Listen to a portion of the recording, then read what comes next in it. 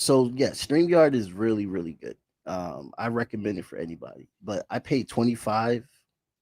So I don't know if that's in people's budgets. 25 Yeah, a month. there's so many odds and ends and things you can pay for, and they're all so many of them are worth it. It's just a matter of like how many of them are you going to do and which ones are the Right. most important. Right. Yeah. Because you don't want to end up looking at your subscriptions and then all this money coming out, and you're like, oh wait, I gotta delete something. Right. I'm pretty sure there's even a service you can pay for that helps you like keep track of all your subscriptions so that you can cancel the ones you don't need. Oh yeah, whoever got that, they should be a millionaire right now because that app will save lives. You can you can pay for a monthly subscription to that one too. Oh really? Oh, Yeah. I hope it's like $5 or something, right? Or because like Jesus, I don't want to pay like $30 just to be told like, oh, you got too many subscriptions. You should like fix that. Exactly. Oh my god. Well, let's introduce you. Yeah, let's This do is it. this is my high school friend right here. I haven't seen him in a minute. I saw him on Facebook climbing mountains and stuff, and he sent me a podcast of him telling his story. And he's a life coach now. Jake Yoder is in the building. Good to see you again, brother. It's good to see you too, Jamar. It's been a hot minute. You looking good, man. Oh, thank you, thank you. You too, man. You too. And we have our other guest, Sheba. She's going to join us around 8 o'clock. I don't know how much time you have, but if I have to break this into two parts, then that will also be fine as well too. I I don't want got to take time. up your time. Okay. No, it's cool. I Okay. got time. Yeah, So Jake, we're good. tell them your story. Let's start off with the stories first, because first this podcast is just to reach out about recovery and also about um, addiction and rehabilitation. Hmm. And I come from a family who has had, unfortunately, well, fortunately, I do not have that type of because I had to literally teach myself years ago that addiction is a disease, and I hated Hmm. my father, who I love dearly now because he was alcoholic, and Hmm. I saw his journey and hated how he treated me, but now he's such a better person, and I Hmm. had to learn that not everyone can do that. Like I do smoke weed recreationally, but Hmm. I'm not really like alcoholic or anything like that, and I'm happy that I didn't get that from him. But just seeing his journey made me so much more forgiving of everything that we went through, and to love him so much more. But I digress. I can talk about that later. Like, just want to hear your story first, and we can go into this deep Yeah. ass conversation. Yeah, yeah. No, it goes deep. It goes deep. I appreciate you sharing that. And yeah, it sounds like you got quite a story yourself. And I'm really glad to hear about, it sounds like your dad, has had a recovery path in his life, and really glad to hear that. And yeah, I mean, I always say like I'm not anti marijuana, Hmm. I'm not even like anti alcohol, so to speak. I'm just anti addiction. You know what I mean? Like everybody has their own truth, their own balance, what works for them. Some of us, myself definitely included, just cannot do any mind altering substances in moderation Mm. beyond a certain strength. Like we could, I'm sitting here with like a cup of chai tea that has Right. caffeine in it, which is a Hmm. psychoactive substance, which I love, and I feel no need to quit that one. At least not right now. But pretty much any other psychoactive or mind altering substance for me, oops, Sorry. no worries. Pretty much any other like mind altering substance for me is, and for anybody that experiences the same kind of addictive personality or addictive tendency, it's just not going to work because there's no way to do it and be satisfied with a balance of a moderate amount.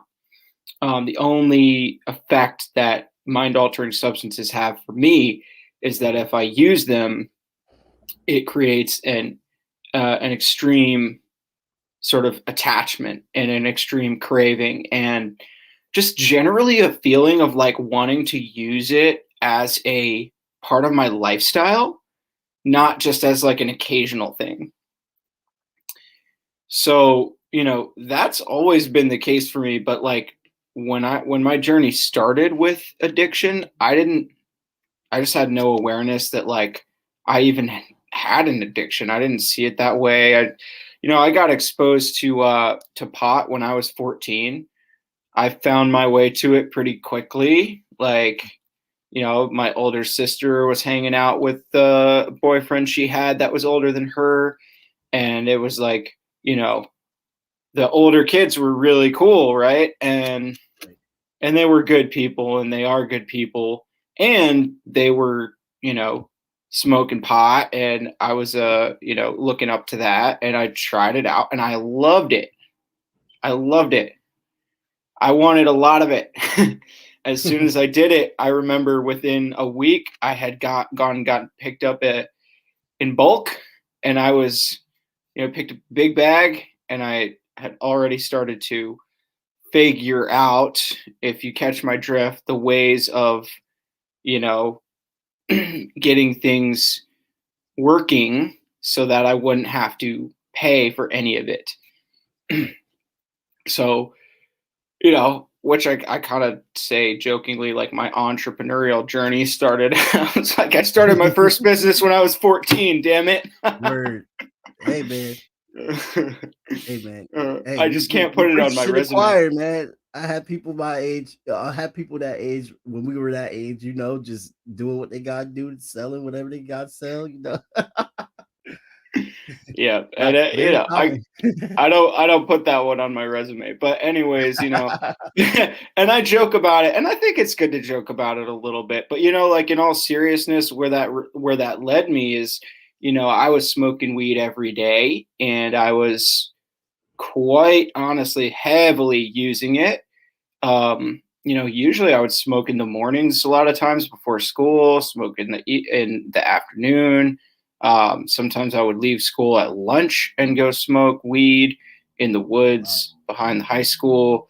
And then I would come home and use it again and use it before bed.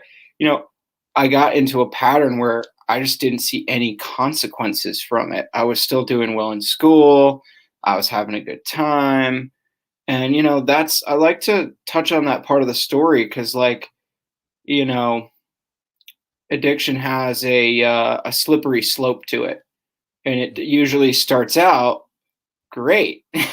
That's why people fall into it. It starts out great, and then it progresses. And for me, like, got to a point, I was basically high for 6 years, and like without getting too into the nitty gritty, I was smoking weed most days for 6 years, and I started to realize partway through college that you know maybe I'm doing too much of this. Like maybe I'm spending too much of my time in this altered state of consciousness, and what would life be like otherwise? Like, who am I even? Who am I without it? So I got curious about that. I started to try to like limit myself to the weekends, and I messed around with it a little bit, but it was also this party phase in college, and it led to other things. I experimented with psychedelics. I experimented with some other substances that I thought I would never do. And I found myself in an environment where there's a lot of, like the culture was just one of drug use and party kind of vibe, right? So yeah, like I said, I was still doing well in the other areas of my life, so I didn't see such an issue. But it turns out, and I only found this out once I got into recovery, that I was also postponing a lot of personal and emotional growth. Things like learning how to feel your feelings, like learning how to feel the not so good stuff. Some sober people can't even like get that together, Yeah, yeah, yeah. And it's important because, like it allows you to heal when you can actually face things. But I didn't really have those coping mechanisms. I was just, and I was oblivious to the fact that I even had any negative feelings, right? Because I was Right. like happy all the time because I could always, I always had something to look forward to. I always had an upper when I needed an upper, a downer when I needed a downer. And so, it's a control thing. Addiction is about control. You get to control how you feel. Right. You get to control how you feel. What you don't get good at is accepting life as they say, life on life's terms. Mm. And that has a lot of problems to it. For me, I've slowly progressed into doing some stuff, finding myself around people that I never thought I would be around. Like some really close friends had segued into, using needles and using heroin. And thank God, man, I just knew that I didn't want to do that. Mm. And the fact that it was happening around me was a wake up call. And the Mhm. other thing I did was I finally, I kept saying like I was doing well in the other areas of my life. Well, finally I tanked a semester. I finally, I don't know if we're allowed to swear on her here, but Oh no, I've you can do you say whatever you want. okay, all right. Well, I finally effed up and I and Mhm. I and I failed a class. Mm. And it was like, okay, I had at that point been trying to use harder, like I had been trying to use like ADHD medications like Adderall to help me study, to handle the workload in school, Mhm. but they didn't make me study well. They made me want to go party. They made me want to use other drugs. They basically stimulated me and made me want to just go have fun. So it just backfired. Wow. Uh-huh. And then a couple of other more gnarly things happened. Like I was still dealing. I was still like, doing that whole thing. And some Mhm. people, I guess, had some not so good people had found out where I lived and they came and tried to attack me physically and steal Oh what man. I had. And I'm not about that. Like I'm not a violent person, and I found myself in a situation that involved violence, and it was directly related to the fact that I was practicing an illegal trade, So, Mhm. um, and that happened. The crazy thing is that happened. So people came into my apartment, and the next day I was at a party, and the same thing happened, but with different people. So there Oh, were 2 days in a row that there were attempts to rob me. And both times I was actually physically attacked by three people. And this was on two separate occasions and two completely different groups of people. that's wild. So that was one of my wake up calls. Like, if I just got attacked by three people on two separate unrelated occasions in a time span of 2 days, what's going on here? When did my life become a life where something like that would happen? I'm just a nice kid from the suburbs. Weed was all about peace and love and sharing, and there's one day I woke up and I was like, that's not what's happening anymore.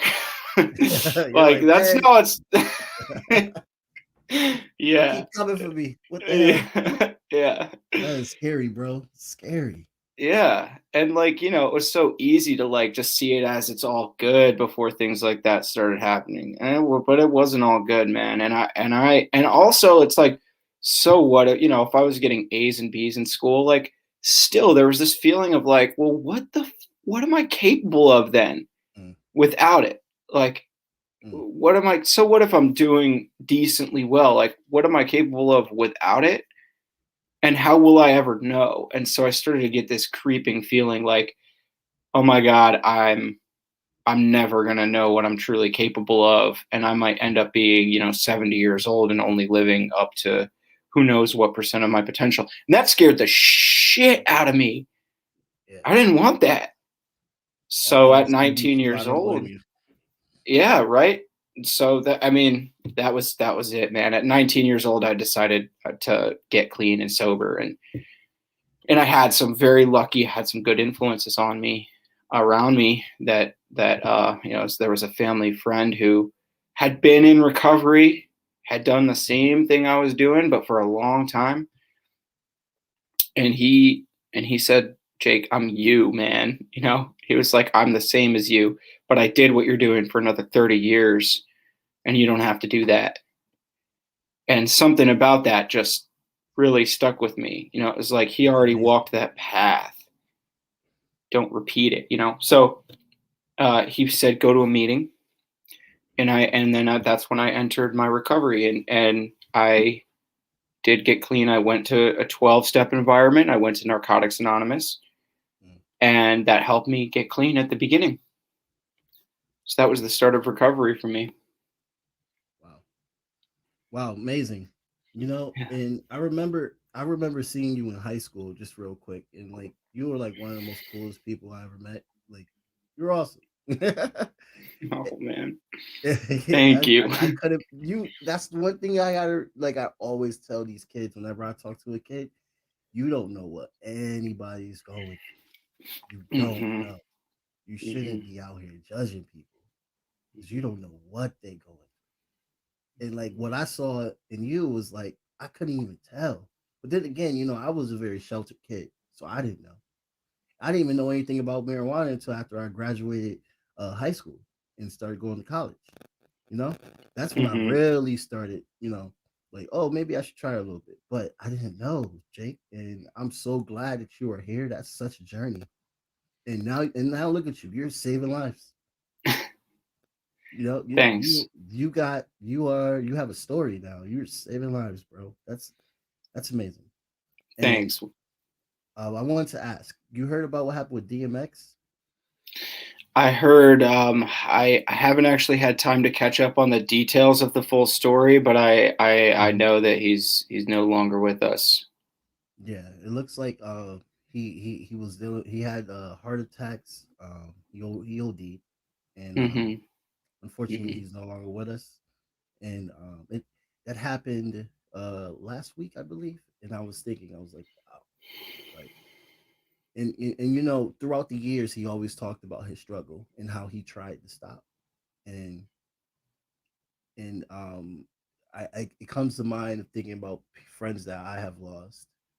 And part of me wish that with the friends that I have lost, I was there. I wish that I don't know if I should be thinking this way, but sometimes I would think like I should have done something. What could I have done to help that person? You know? And I don't know. I really don't know. Yeah, it's a really tricky road to go down. I mean, I think it's natural to think that way. I also think that, to an extent, there's really nothing you can do to make the difference between recovery and addiction for someone. It's really over there with them. Mm, And you can be a positive force, you can be an influence, but you already are. You already are. And if somebody was looking for that, then they would gravitate towards it. And if they're not looking for that yet, then there's really nothing you can do. It's very difficult to force recovery. right. I mean, you can put people in prison. Yeah, I that's have what se- I that's what they have do. seen people come out of prison and Mm, express in a 12-step meeting environment, in a rehab environment. hmm I've seen people come out of prison and express that they don't think they could have ever recovered unless it was forced mm, like that. I've seen that work, so to speak. mm. But that's a very extreme cases, and Yeah, you know yeah, yeah. yeah. The way I don't know I don't know the way they treat our people that have addiction. It's like I feel like they could do so much better. Like you see in other countries like Denmark, or is it Norway, where they basically like legalized, was it Norway? whoever sees this, correct me. But they basically legalized all drugs, and now they have better programs to help people out. Yeah. And criminalization is what makes it worse. But it's like, how can we do that here in America instead of just throwing everybody in jail? Oh yes, and I think the harm reduction, the harm reduction, conversation, the harm reduction movement is a huge piece of that. I think Mm-hmm. that's where we should look for the answers to how to deal with addiction on a large scale more effectively. Mm-hmm. I think it's about reducing the harm of addiction in every way that we can. And I think that does trend towards, from a policy standpoint, based on what other countries have done and based on experience, I think that does trend towards legalization. Right. And I think it trends towards, no, not not relying on a system of incarceration that doesn't incorporate rehabilitation effectively. Mm-hmm. But I haven't been through that journey personally myself. Mm-hmm. I haven't been to prison, and I didn't go to a formal rehab. But Okay. I've seen results from a lot of people that have been through more of an institutionalized path of prison and rehab. Mm-hmm. And what I've noticed is, I think that even if you sort of force recovery, right? If you put someone in prison and they have to go to prison, and then they have to, legally, they're mandated to go to a rehab or something like that, there Mm-hmm. still has to be a decision made on the behalf of the individual. There still Right. has to be a decision made within themselves that they want to recover. At Right. some point along that journey, it might happen slowly, or they might have a sudden realization, but at some point that individual has to decide within themselves that they want to recover for it to work. If they don't do that, you can force whatever you want. As soon as it's over, as soon as they're out, it's going to be right back to the same patterns. Yeah. Yeah, I totally agree. Just reminiscing, thinking about my dad, like he made a decision. He had to. Hmm. He literally said that, what, I'm done. I can't do this. I got to change. I have to do this for my kids, for my family, and Hmm. that that made him just become such a most one of the most awesome men on this planet that I have the pleasure of knowing now. And I see it. It's like, you have to make this decision. It's for you. It's self care. It's for Hmm. you. For the recovery process, like, on your experience, what was it like, when you were trying to when you first started? My recovery journey. Yeah. Yeah. So for me, I feel lucky. Hmm. I did not have a physical dependency to any substance in an extreme way at that point. I do think there's physical withdrawal from cannabis. Definitely, there's physical withdrawal from cannabis, Oh yeah, and definitely. Yeah. and I was psychologically dependent on, you know uh, just sort of using different substances regularly, cannabis, tobacco. Hmm. There was some alcohol in the mix. I had started to use, some prescription pills more that weren't prescribed to me. Right. So, and party drugs and stuff like that. So, you know, I think there was a physical effect, but I'm fortunate in the sense that I did not have a dependency that required me to go and have a medically assisted detox or be Hmm. in a formal treatment environment. Right. So I was able to sort of stay in my own same environment, um, and start to change my behaviors and actions and the people around me. And I did that. If the first thing I did was, I went to a, actually, you know what? Let me back up. The Hmm. first thing I did, first thing I did was I understood that I wanted to change. I understood that I wanted to change. That's so important because the change actually starts before the addiction ends. Like, you can start to change your habits and your patterns while you're still partly in the addiction. And I highly recommend that you don't wait until, like some magic day when you drop everything and change. I highly recommend that, if you can start to implement some support systems, like you could go to a meeting. The first couple of meetings I went to, I was stoned. I went to meetings high. You're allowed to do that. You're not supposed to talk if you're doing that. You're not supposed to share if you're under the influence, but you can go and you can listen. And Wow. the other thing I did was I had started to do more of the healthier activities I felt drawn to. I started to go to, uh, I started to go into the mountains more. I started to do more rock climbing. I started to do more active living habits, and got more into exercise. So things like that helped me to pick up momentum that, I wanted to be healthy. I wanted to feel healthy. I started to taste that health a little bit and the vitality of changing some of those patterns first. And it made me not want to smoke. It helped me want to change that part also. So Mm. my recommendation to anyone would be let the change start before the addiction ends. Take small steps. And then the recovery path for me was I went to a Narcotics Anonymous meeting, 12-step meeting. I asked, I just went and listened and shared for a while. Eventually, I asked for a sponsor. And, I didn't actually really work the 12 steps all the way through the first time around. Oh, Where okay. I worked my way to step 3. Okay. And What is step 3?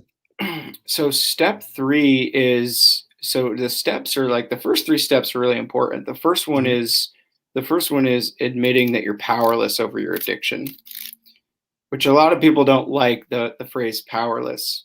I think the first step just means humble yourself and Mm. acknowledge that you're not able to use mind altering substances in moderation. Like, you're Right. not in control over this thing. You need help. I think that's step 1. Admitting we were powerless over our addiction and that our lives had become unmanageable. Like, this is unmanageable. Like, this isn't working. So accepting that. As step 2 is came to believe that a power greater than ourselves could restore us to sanity. Mm. So you start to look outside yourself for a solution rather than doing it with your way of thinking. You start to look for a different way of thinking, or a power greater than yourself. It could be a spiritual power, or it can be a practical power like the group conscience, a others service outside of yourself, something greater than yourself. It's still, there's a lot of people that think 12-step programs still feel religious. I can see that point. I Mhm. can see why it would feel religious, but you can go and you can do it and not have it be religious for you. Mhm. Like, it's to me, I view that part of it as there's personal responsibility in the way that you participate in anything, and you Mhm. can still go and get value and participate in your own way. And they even say that this is a spiritual, not religious program. You could Mm. you could pick that apart. There's different things work for different people. I got value out of the 12 steps for sure, and I always sort of used my own form of spirituality as I was Okay. going through it. So, and then step 3 is, we admitted to, what's step 3? Let's see. So we came to believe that a power greater than ourselves could restore us to sanity. And then, I think that's step 2. And then step 3 is, you give your will and your life over to the care of that power. So it's kind of a surrendering. Step 3 is about surrendering. Wow. Um, What was that like for you with surrendering?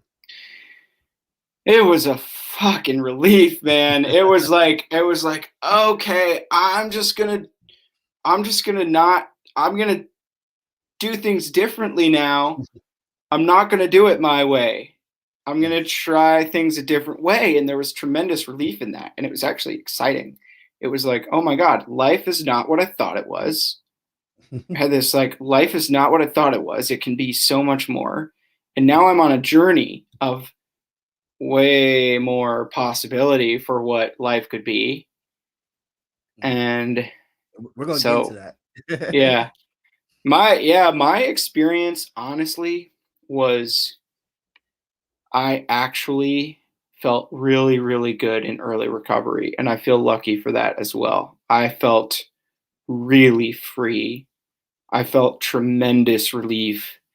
And I felt very, very close to what you could call my higher power, or my own spirituality felt very intensified. I was very present to the the moment, the present moment, just living in the present.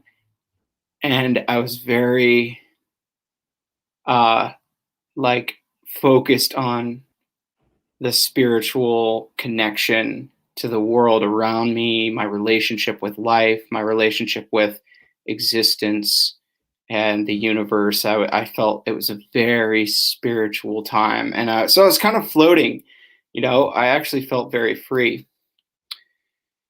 And, one thing that I did find was um, the 12-step environment it wasn't for me where I found like a recovery path that I felt really provided me with like a social life that I loved. I met great people there, and they Yeah. were wonderful people. But one, I was the only person who was 19 years old in that environment. There weren't any other young people around in those meetings, and I was in New Paltz, New York at the time. None of my college friends were getting sober. you know, they No, weren't they weren't getting sober at that time. yeah, that's not a And thing in college. yeah, so yeah, I mean, I won't bore you for too much longer here, but I found that I wasn't really finding uh like a pre-existing path of recovery that gave me everything I needed. And the realization was I have to create my own path of recovery and find what works for me. So enter the early stages of the natural highs concept, because I started to look for the things that I love to do that could actually add to my life. See, the biggest lie about addiction and recovery, the Mhm. biggest misconception out there is that it's about giving something up or quitting something. It's not about quitting something. Yes, obviously that's a part of it, but the way to accomplish that is is sort of counterintuitive, because the way to accomplish the uh the transcendence of whatever the behavior is, whatever the addiction Mhm. is not to focus on getting rid of that thing. It's a lot more to do with focusing on creating a life that works for you, in which well-being is possible, and in which the addiction can dissolve, Wow. but where it's no longer needed. Wow. You create a life where it's no longer needed, then you can quit. Mm.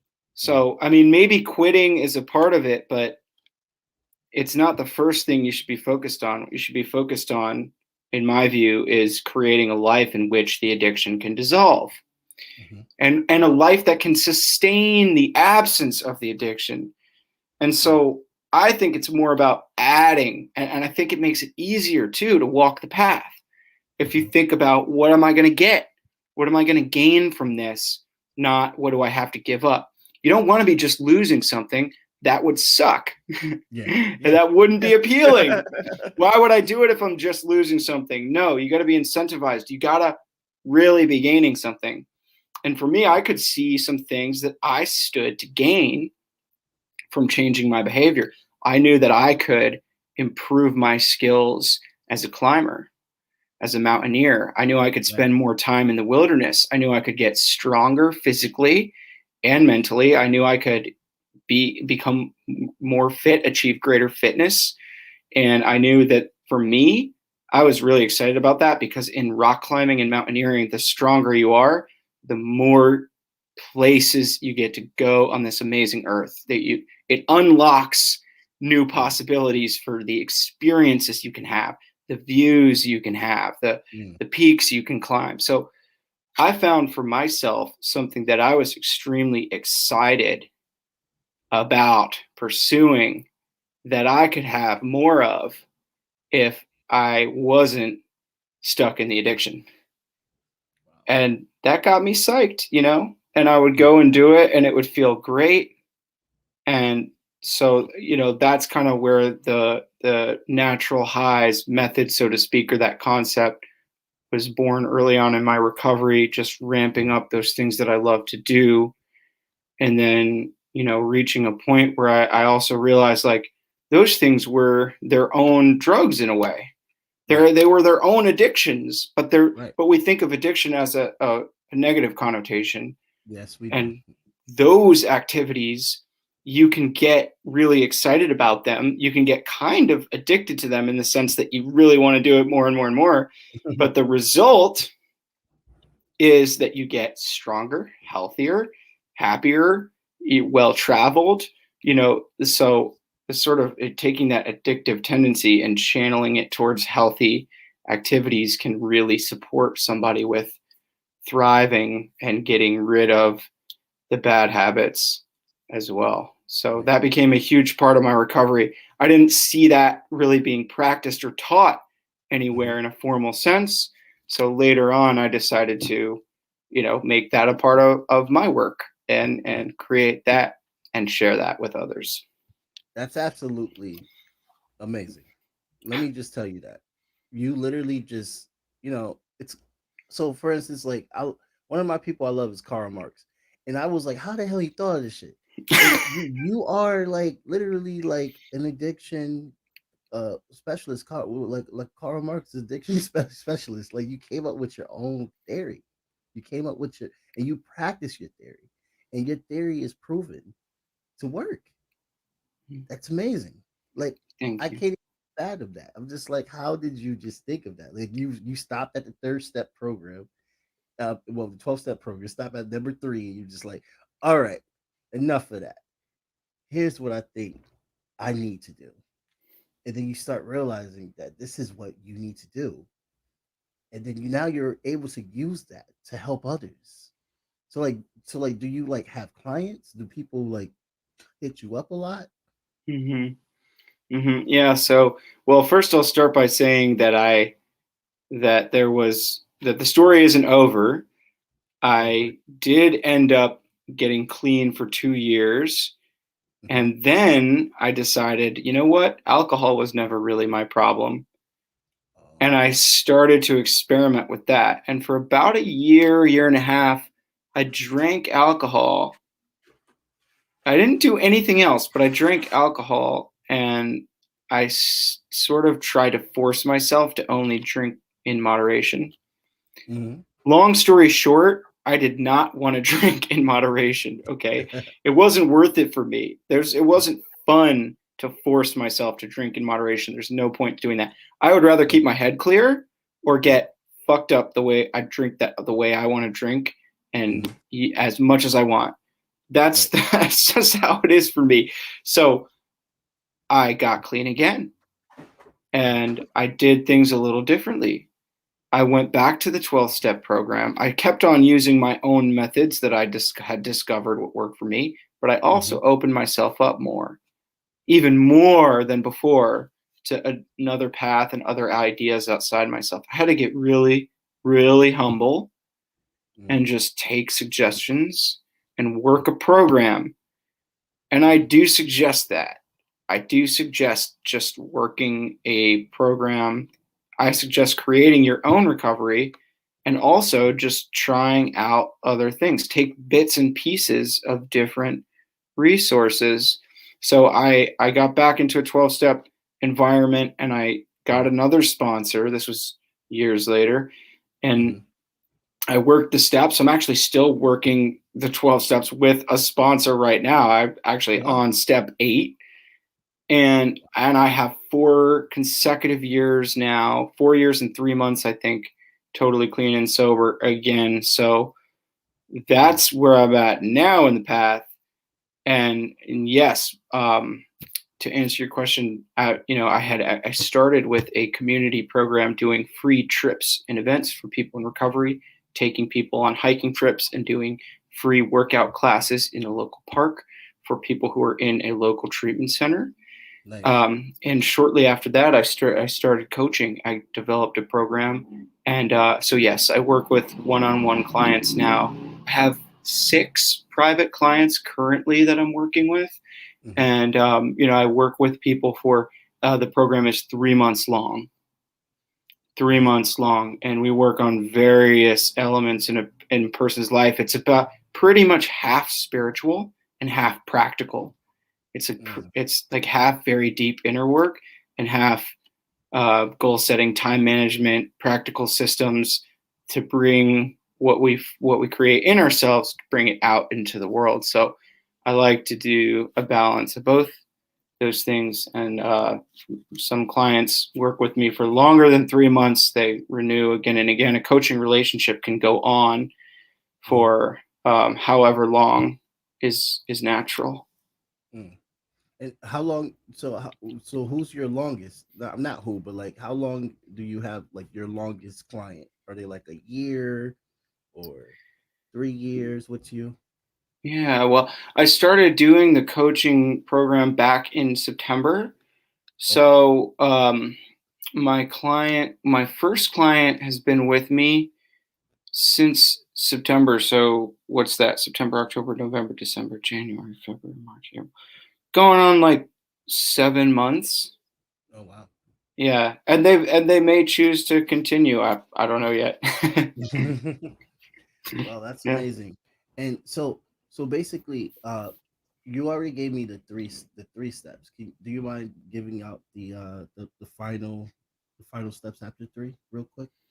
Sure, yeah. I don't know if I can actually recite them off the top of my head, but I'll try. So, well, just do what you can because there's so much more I would like to ask. I'll pull them up. Okay, yeah, we'll do that.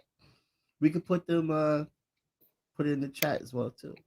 The chat. I'll do that. Perfect. You can find them on AA. I think I probably could recite them, but yeah, and everyone can see it that's watching from Twitter, Yahoo, not Yahoo, Jesus, YouTube and Facebook. Are we like live right now? Yeah, we're live. Yeah, I don't got that following yet. Where it's mad people, but they all see it though. They later on get like 600 views. Nice.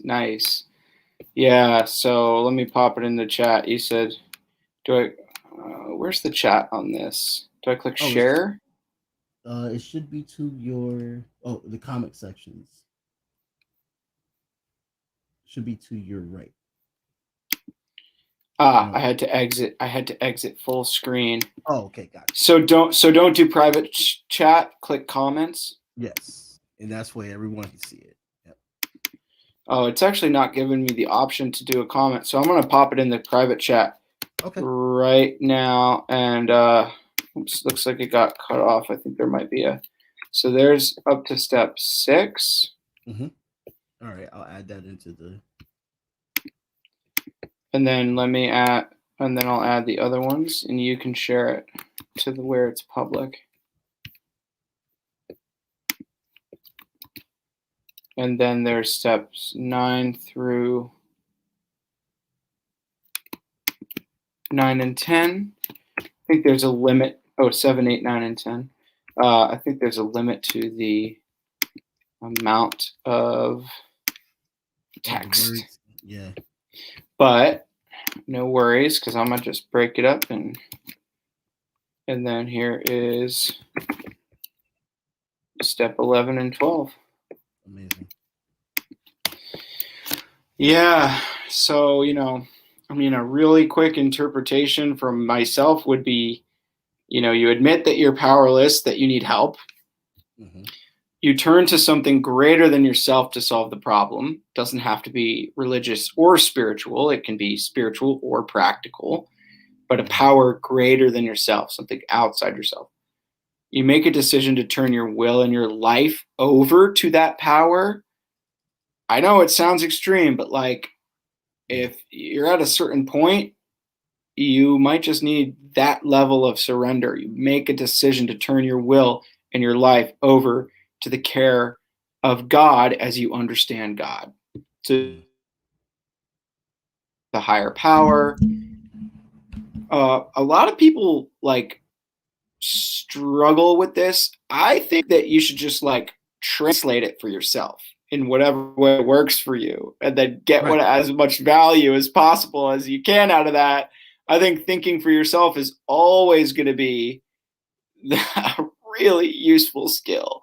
Right. So, that's my translation, is turn my will and my life over to the universe, so to speak. Trust in life, give it up, let go and let God, they say. It's a letting go thing. It's like the relief of letting go. So, number 4 was a really good one. Make a searching and fearless moral inventory of yourself. So you kind of list out all the resentments that you have. The way that I was taught to do it was list out all the resentments. Take a look at the darker. It's shadow work. You often hear this kind of thing referred to these days as shadow work. You're looking at that's a big pagan thing. Yep.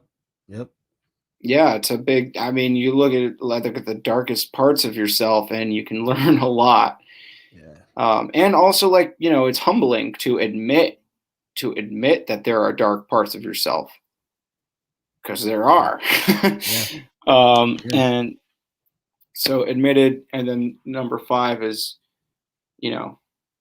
about admitting all that dark stuff to someone else, your sponsor. You just admit that to your sponsor, and then you get to share. Russell Brand has a great video where he gives a translation. Yeah, the Russell Brand video where he translates these 12 steps is so. First of all, it's fucking hilarious, and second of all, it's right on point. It's a great interpretation of the 12 steps, and it's entertaining to watch. So I highly recommend that. I didn't know that he was a recovering addict. He's in recovery. Yeah. Wow. He speaks a lot on recovery. Yeah. He is awesome. He does a lot of speaking on recovery, which is really, really cool. Yeah. Well, he's the last one standing after everybody else that the pop culture looks up and start cheating. That's a whole other subject. Like, oh, he's the last one. They call him the last Jedi right now. Oh my gosh. But that's amazing. That's absolutely amazing. I gotta say, I never knew that, because I sat in an AA meeting once, just to get an understanding.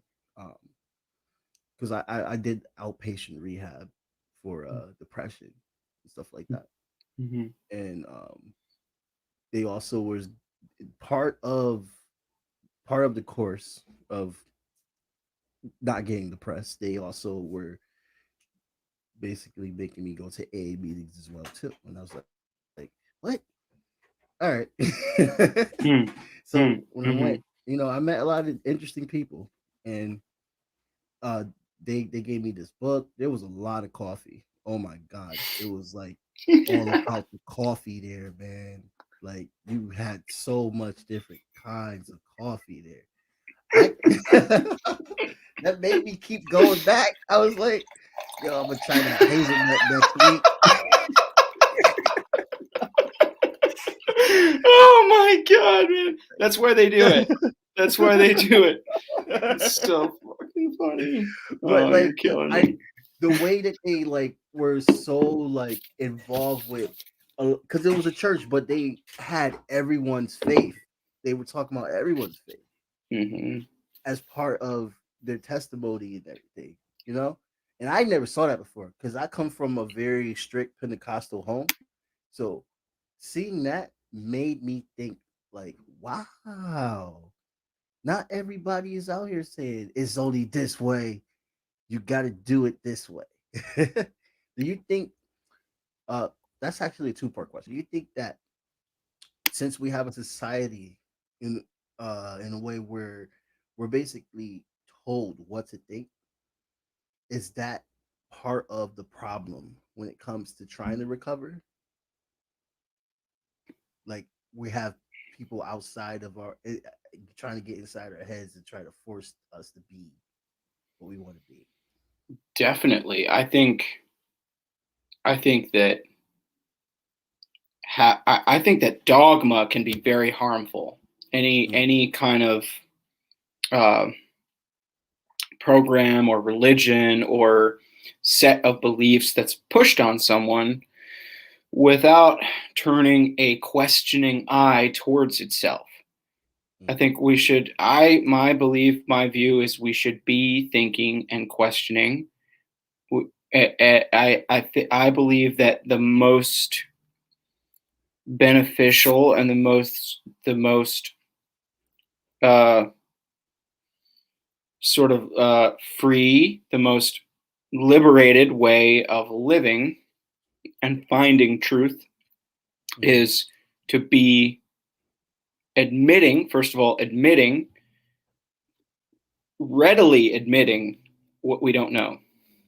mm, And then that doesn't mean there isn't a place for faith or trust in life, but in my view, admitting what we don't know, um, and continually questioning anything, like even the I think that thinking for ourselves is the best way that we can be equipped to find balance in our lives and find our truth, find our happiness, is through thinking for ourselves. Otherwise, you can look all over the place for different things that work for other people. right. You get cults and religions popping up all the time Yeah. that are based on something that works for some people. Yeah. Yeah. And Yes. we can't have well-being for our communities that way. Right. We have to have people who can think for themselves and find their own truths. Doesn't mean they can't gather together, doesn't Hmm. mean they can't practice certain traditions, doesn't mean they can't have certain beliefs or ideals that they center around. But I believe in having an environment where those can be challenged and questioned and analyzed, and they can evolve. And furthermore, I believe in having an environment where even if there's a core set of principles like the 12 steps, let's say, people should be encouraged to find their own version of it that works for them. People should be encouraged to like rewrite it, use your own wording, Mm, create mm, your own damn program, man. Like right. yeah, Right. yeah, Yeah. yeah. Yeah. Yeah. I agree with that. Like literally finding your own way to divinity. You know. Hmm. Um. Hmm. And I think there's so many ways. There's so many ways. Even if you don't even believe in that, just I think it's also spiritual. Just trying to be a good person as well. Like even if you don't even believe in religion, I think it's also spiritual trying to be a good person because at the end of the day, like we are always looking to better ourselves and trying to survive, and that spirituality within itself, I really do feel that. Maybe some people might disagree with me, but I think that just having the fight to have a healthy mindset, the fight to do better and help people, the fight to um, make the right decisions and for people you care about. That's all. It's all spiritual. It, I it's absolutely agree. Yeah.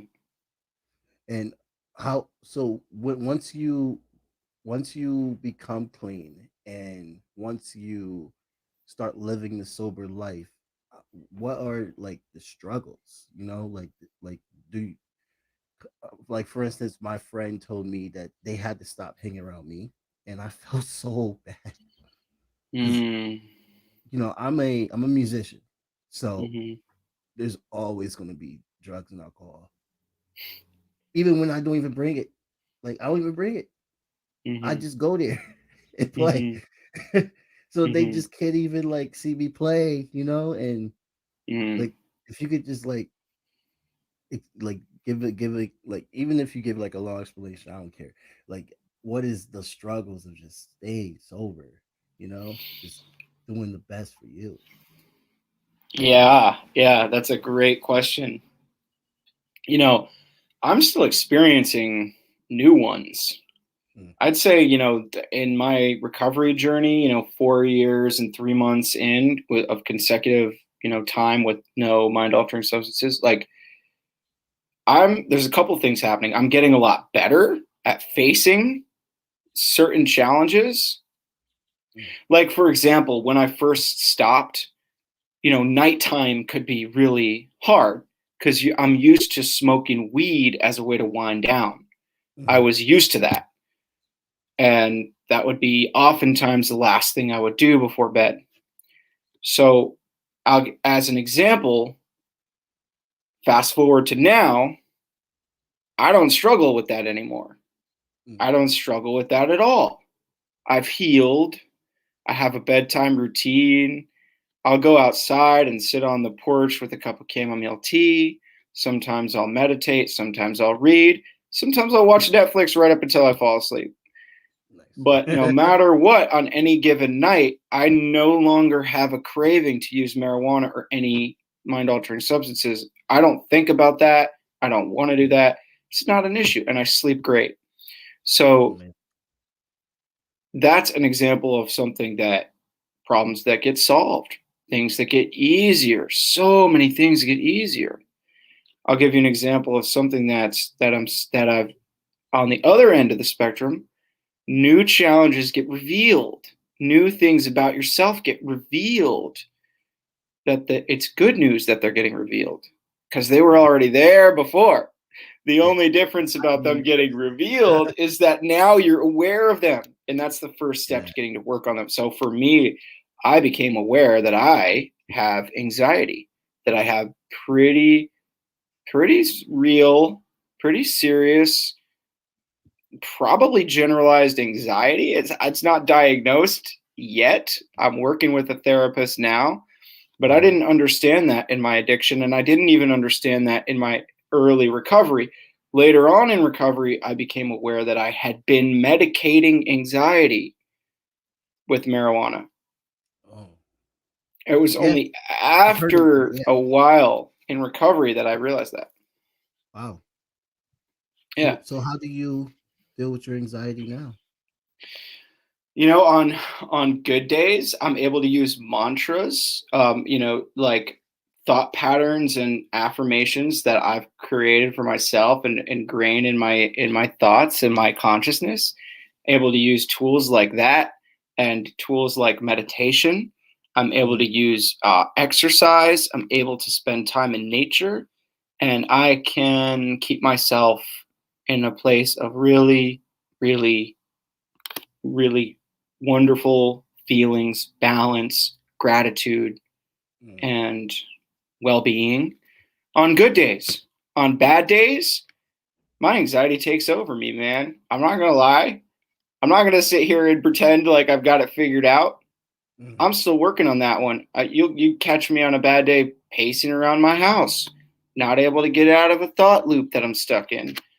You could catch me, clenched up. So it's a process, but I'm able to learn more and more how to heal from that, how to spend longer periods of time feeling peaceful, and how to get stuck less often because I'm now aware that I have this anxiety pattern and I'm actively searching for ways to grow beyond it and get freedom from it. And those are various ways. I mean, I still get some value out of 12-step philosophy. I do a lot of, I love Ram Dass and Eckhart Tolle and their rhetoric about being in the present moment. I study that. I work with a therapist. I work with a coach. And that those are support systems I have for myself. And I have people that love me. I have a best friend that, knows about what I deal with, and I know about what he deals with, and we support each other. So those are all support systems I have because I'm aware that I have this problem. Nice. Yeah. I 100% support group and anything is just so important. It's so important.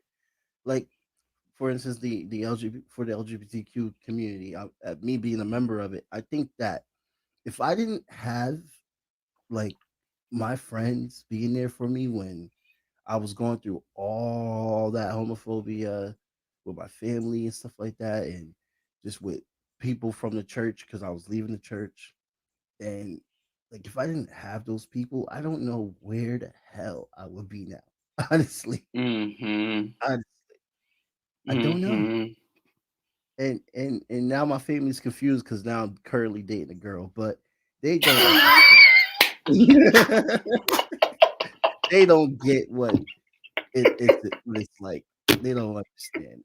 I it's like, bro, like now y'all want to talk to me. Oh, when's Nikki's?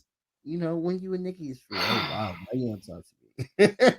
Oh, wow. Yeah, that sounds like like you've had probably a huge journey there yourself, and sounds really, really challenging in certain ways. I'm glad you were able to find support groups for that and community support. Yeah, chosen family. That's what it's all about.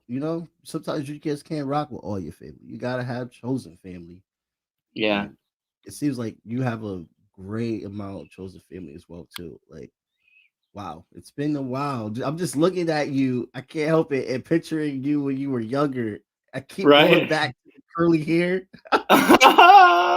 I know. And like, I was, oh my gosh, an RCA back in those days. Like, RCA was huge for me. It was Yeah, huge for me, yeah, Jamar. me Like, too, man.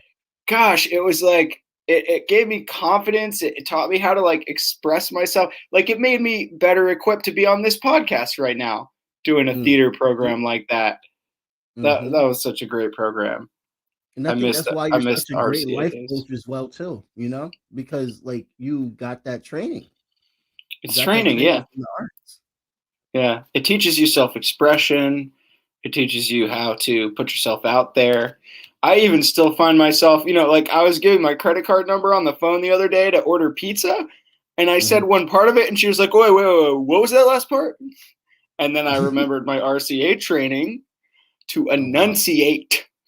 Yep. And I said it again, and I was like, okay, project and enunciate. And I was like, 4, 2, 3, 8. And she got it. She got it. I still do the diaphragm trick because like sometimes I'll yell and I'm like, fuck, I gotta use my diaphragm. Gotta use my diaphragm. What are you playing now? You said you're a musician. What do you play? Do you sing? Oh yeah. I am a percussionist and I also do rap lyrics as well too. Oh my People gosh. people freak out when they hear I rap. They're like, bro, you don't even act like a rapper. I'm like, what is a rapper supposed to act like nowadays? I guess the Oh my mainstream is gosh. just so strong.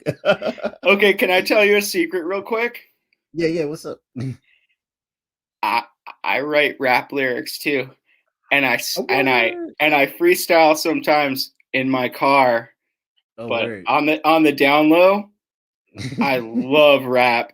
And Word. I think if I could like have a second life, I might try to like just be a rapper in that life. Oh man, that'll be So dope. that's awesome. We'll have to exchange lyrics sometime, or like we could send like little Yeah. freestyles back and forth or something. Maybe I could send you a track and you could just feature on it. That'd be awesome. I'd love it. I'd love it. because I actually write rhymes all the time. It's one of my outlets. Is I write poetry, I Nice. write rhymes, I write spoken word, I write rap, and I sometimes perform it if I can find, a friend who appreciates hip hop. I Right. might share some lyrics with them. Hmm. But one of the things that I'm looking for, actually, and this will further develop my social life in sobriety, because that can be a challenge. It's like you said for your friend, right? Like, personally, like Hmm. I'm comfortable at this point. I'm comfortable going into environments where there might be drugs and alcohol around, if Hmm. there's another reason why it's appealing for me to be there, Right. right? So, like an open mic at a coffee shop, like that's cool. I don't care if Yep. people are smoking weed out back or if they're even in there smoking weed, Yeah. drinking, whatever.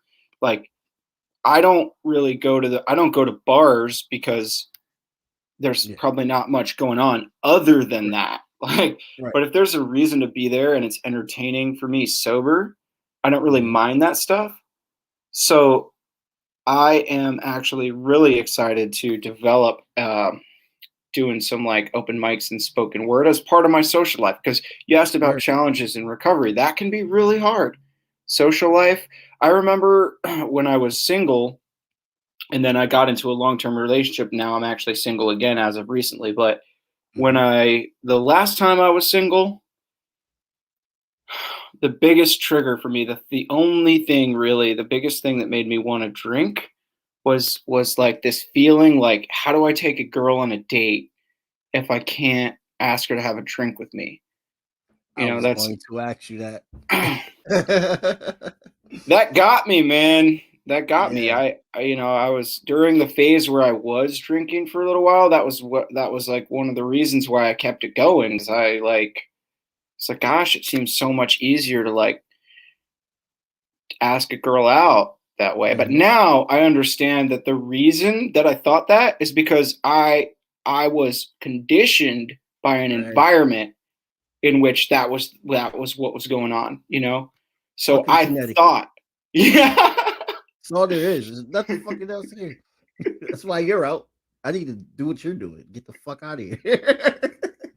Are you in Bridgeport? I'm in New Haven now. You're in New Haven? Yeah, yeah. Nice little area I'm at. I love it. It's nice and quiet, not too rowdy. It's beautiful. But there's nothing to do here but go to Yeah. bars. And the Hmm. New Haven pizza too. I mean, that's an option, but that's interesting that you said that because it's like I'm thinking about it now. It's like when I met Nikki, it was like, hey, let's go get some drinks.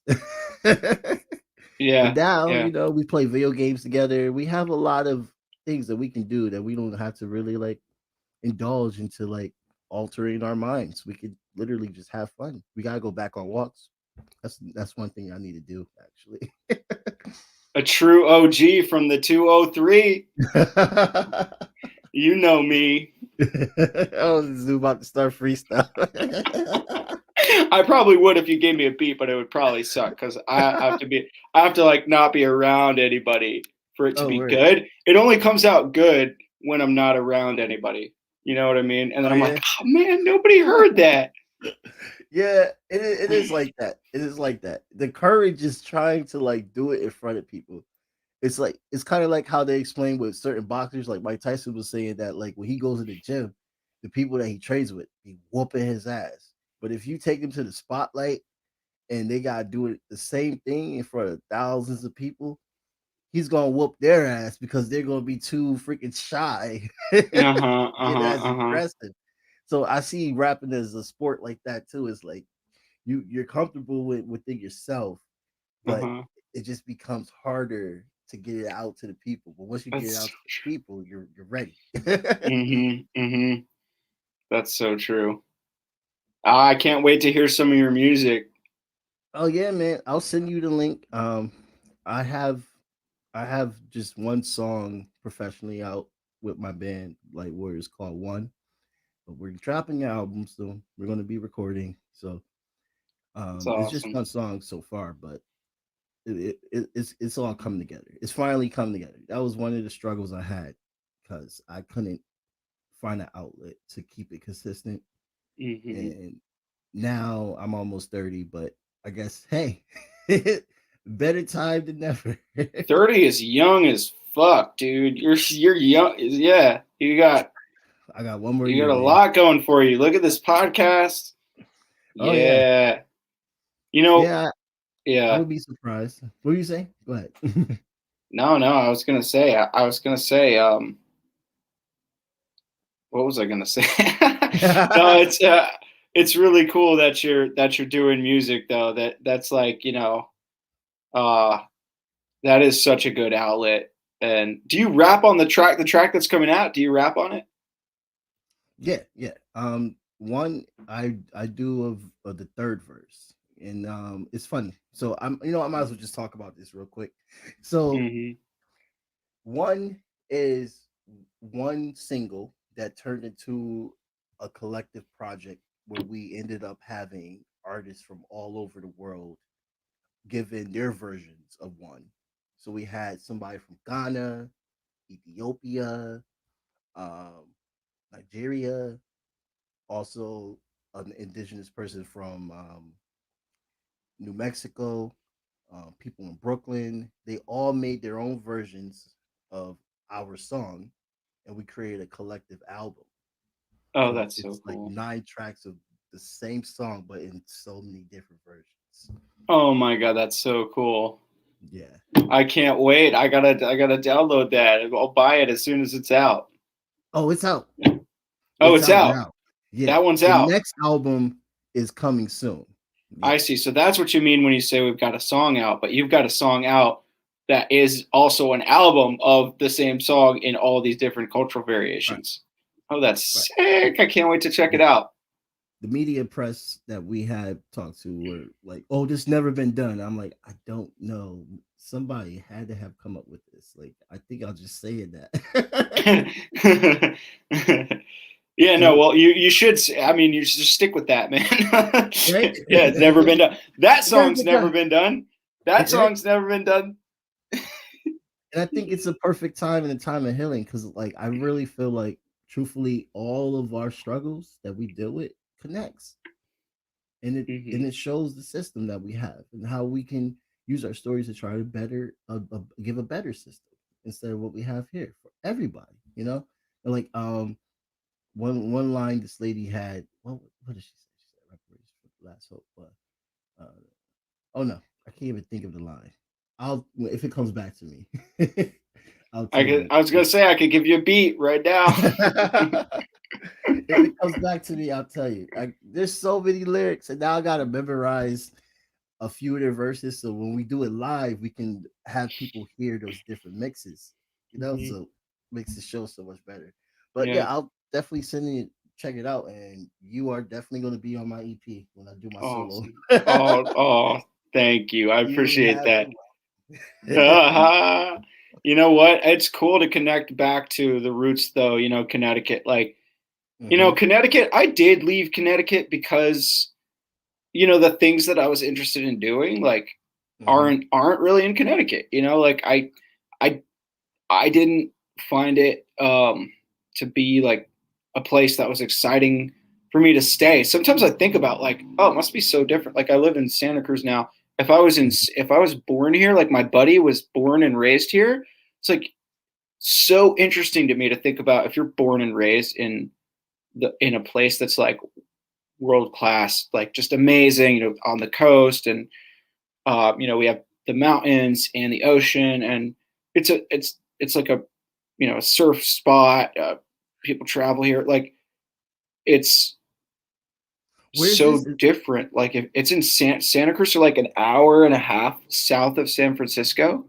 Oh, And I okay. So just you're think about like if you're actually born in a place like that, right. maybe you would want to just stay. Like that would be so different. Like I don't want to bash Connecticut too much because it was it's nice. I'm grateful for my childhood and there's Right. some cool stuff there. But because I got really interested in outdoor sports and climbing mountains, it wasn't really the place for me to be. Like I chose to go to college in SUNY New Paltz partly because like the cliffs were right there, like the gunks, the mountains were right there. I was like, oh, I'm going to kind of choose my college right now a little bit based on the rock climbing that I want to do. I'm not Nice. going to lie. Nice. But that's amazing though. And have that made you so much happier and it helped you in your journey? Like was relocating a part of like your journey with being sober?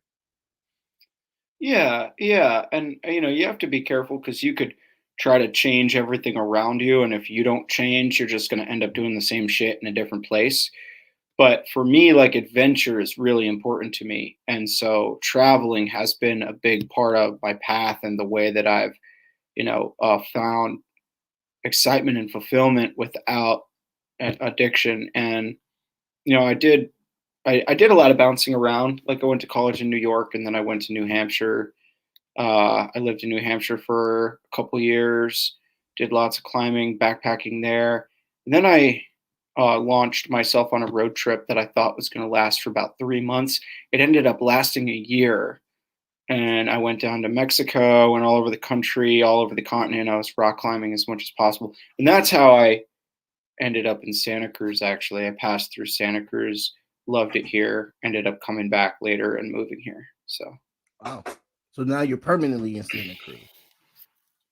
Permanent is a strong word, but I don't have any plans. I don't have any plans to leave. I don't have You any never plans to know. leave. I'm so tired of moving, to be honest with you. Like I just Yeah. moved again. Like I moved within Santa Cruz, but like so done moving. Oh man. Yeah. I can I've only moved I've imagine. moved 4 times in Santa Cruz. 4 or 5 Really? times. Yeah, in 2 years, 4 or 5 times within Santa Cruz already, even here. So yeah. Wow. You move a Yeah. lot, man. I know. I'm ready to be done with it. We got a hot tub. Oh, I, nice. I don't see no reason to go anywhere. Right.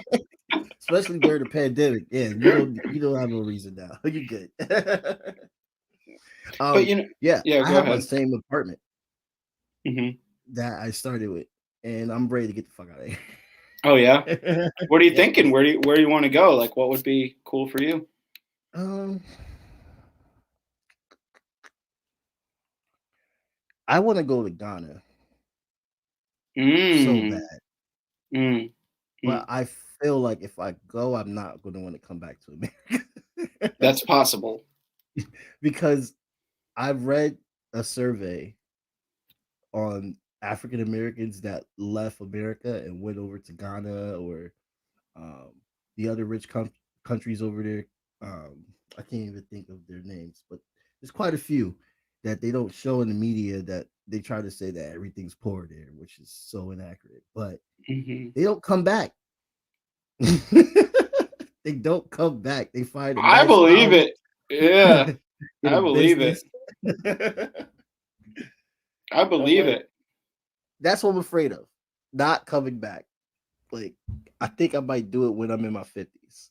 That I think I should be done with America by 50.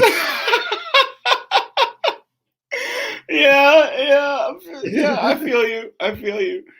Yeah, I don't blame you. I mean, I think you'll know. I think you'll know like when it's time, like when you're ready.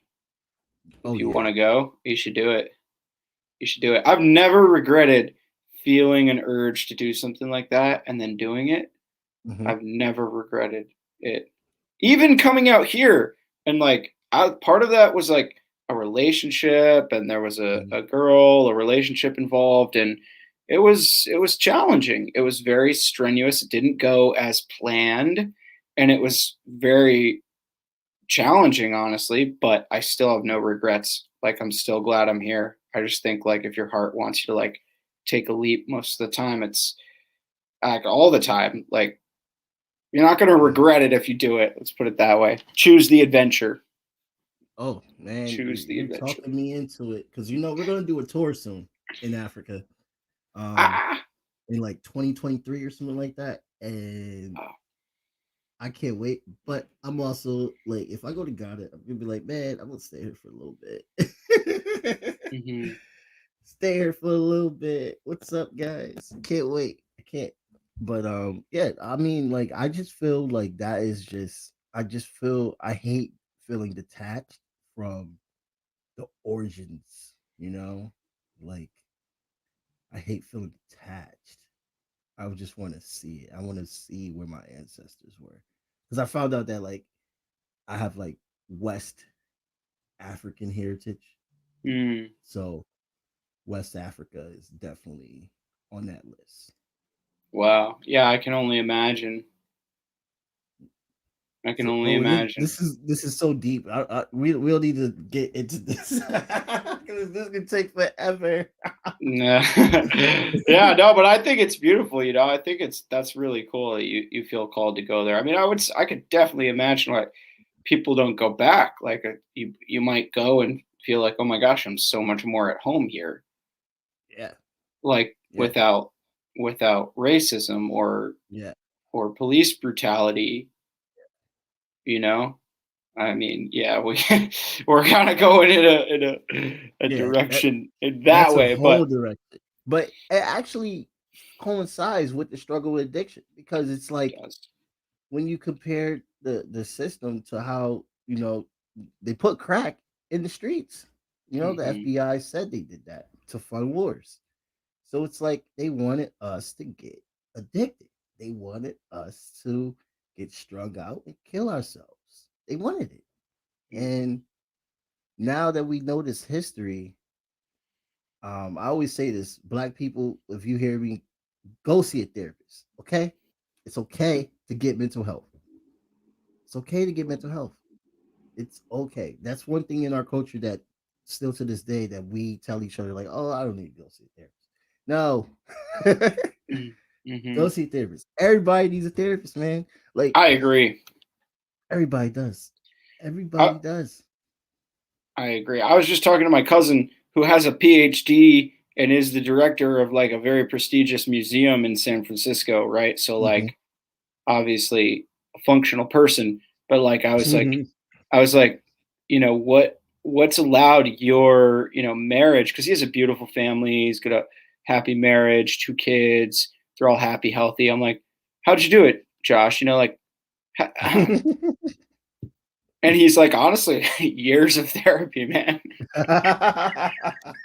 Like there you go, you know, way to like, yeah, we should embrace the fact that we are beings who benefit from outside support. Yeah, we And need it. We're not like individual creatures. We need to be around people. We need mhm, support. mhm, mhm. All right, well, clearly the conversation had a natural flow to it. You know, we could go for so much longer. It's really good to reconnect with you. You might have to come out to a surf trip to Santa Cruz or something at some point. Oh, I'm down, but I'm scared of water, man. I gotta learn how to swim first. We could do a beach day, or we could walk around in the hills. Oh man, Nikki would There's love that. there's a lot to do. I might come to Connecticut at some point because my Visit family. family's still there. Yeah, my mom's Hmm. there. My sister's actually moving there to Milford. Hmm. Have I Uh, met your sister? I don't think I ever met your sister, right? I think you must have actually because she was in RCA and she's your age. She's 2.5 years older than Oh, me, so she just turned oh, 30. I actually wrote her a oh. rap for her 30th birthday, and I rapped about 30 memories that only she would get. Yeah. But yeah, I think you probably did. Her name's Kayla Yoder. Yes, I think I do know. Like, not know her, but saw her. I You might met her. recognize her if you saw her. Yeah, yeah. Yeah. So Hmm. yeah, like so the fact that you are able to rap about memories, it shows that you have a high skill. So I'm gonna need to hear some like bars soon from you. Because not everybody can rap about memories. I did a. You want me to spit something right now? You Oh, want me to just okay. spit something quick right now? Okay, yeah. The only reason I can do this, the only reason I can do this is because I was freestyling the other day in my car, and I had Mhm, one of those moments where I realized that something came out that was really good, and I was mhm, like, "Oh fuck, man, nobody heard that." So I started repeating it over and over again so that I would remember it, and then I sent it to my friend. So let me see mhm. if I can do it now. I don't know if I remember, but let me see if I can do it. Okay, wait. Oh, I'm getting nervous now. This is good Mm. practice. Okay. Okay. Yo, I'm sick with it. I'm quick witted. No discussion. I'm so percussive when I'm spitting. I'm Sid Vicious on the microphone. I ain't going nowhere. I'm indigenous. that had a double meaning, but it's sad though. Fuck a cowboy, strangle him with his lasso. And I'm past dope even when my ass broke. I'm past dope even when my ass broke. but but I got mad hope. I used to deal dope. Oh, I went from dealing dope to dealing hope. I went from dealing dope to dealing hope. Like that. Like I said, I'm vicious. Y'all vicious. Y'all feeling smoked. But I'm coming in, breaking the locks though.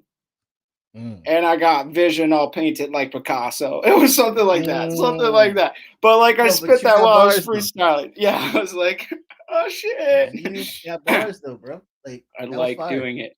I like doing it. I see that you was memorizing that too, because you had to like think about it. So that's dope. You right. I couldn't do it. I couldn't do it off the top. I couldn't remember it. Everybody, shout out to Hope Fest. There's a concert. I was going to tell you this earlier, but you just reminded me because you made that sick bar about hope. There's a concert that happens in upstate New York every single year. Sadly, because of the pandemic, they have it last year. Called the Hope Fest, where it's all about like just musicians come together and they raise funds towards helping people struggling with addiction, and it is an amazing festival. It's 2 days long.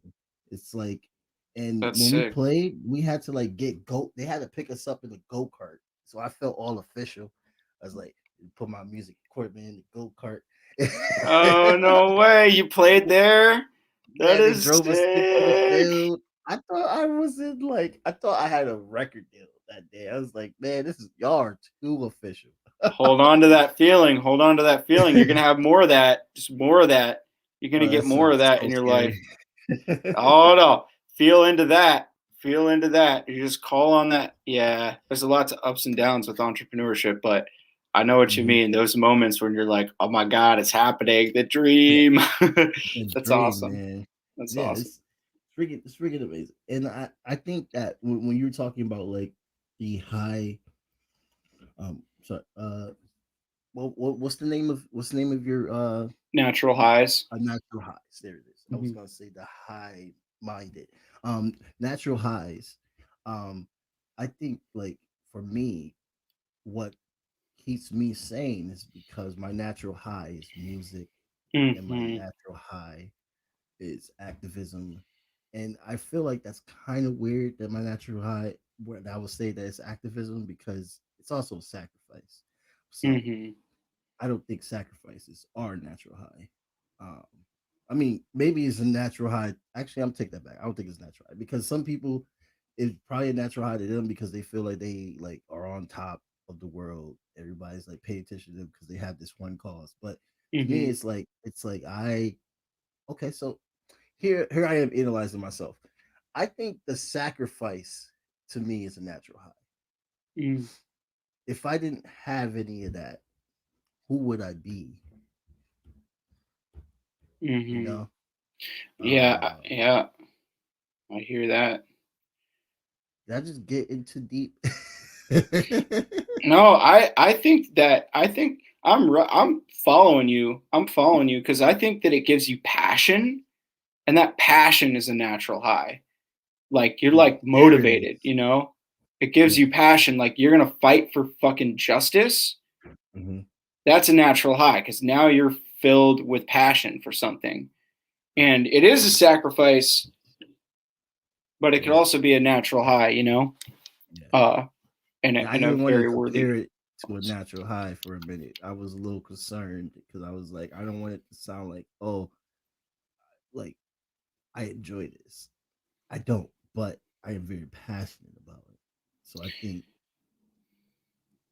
it is a part of a natural high. Right. We don't enjoy the fact that there's injustice, right, but we might enjoy fighting against it, or we might be impassioned by that fight against it. Right. We enjoy the ideas that we're fighting for. We enjoy the outcomes that we're fighting for. Right. Peace, love, equality, equanimity. You know, that's we enjoy those, and we get high off those in a natural way. But yeah, the fight itself is too bad. Yeah. Too bad, you know. Yeah. And it does relate to addiction too, because you know, I just watched it, you know, just because I watched the video footage of Adam Toledo getting shot, and you know, of course, that's one of many. And um, you know, I'm a white person. I might fuck up, Hey, and if I fuck up, then I'm hoping to learn. right. But what came to mind for me was like, you know what? If I think about my own past, like I did plenty of shit and I had encounters with the police where I was given a slap on the wrist and basically let off with no consequences.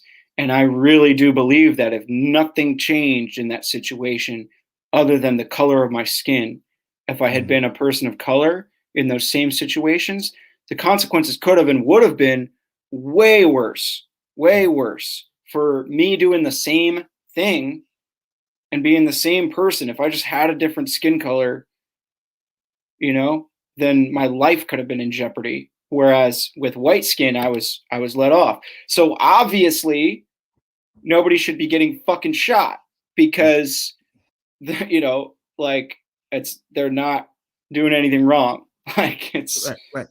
and And yeah, it's just fucked up, man. that's I do look, just by saying that, you know what I mean, is a difference. Because I find a lot of white people don't say that. They don't. And I I also like to remind them that even though black people are talking about this, they are also shooting white people and killing white people as well too. Mm-hmm. And yes, there is a difference of treatment. So I'm just like, look, let's all be out here together.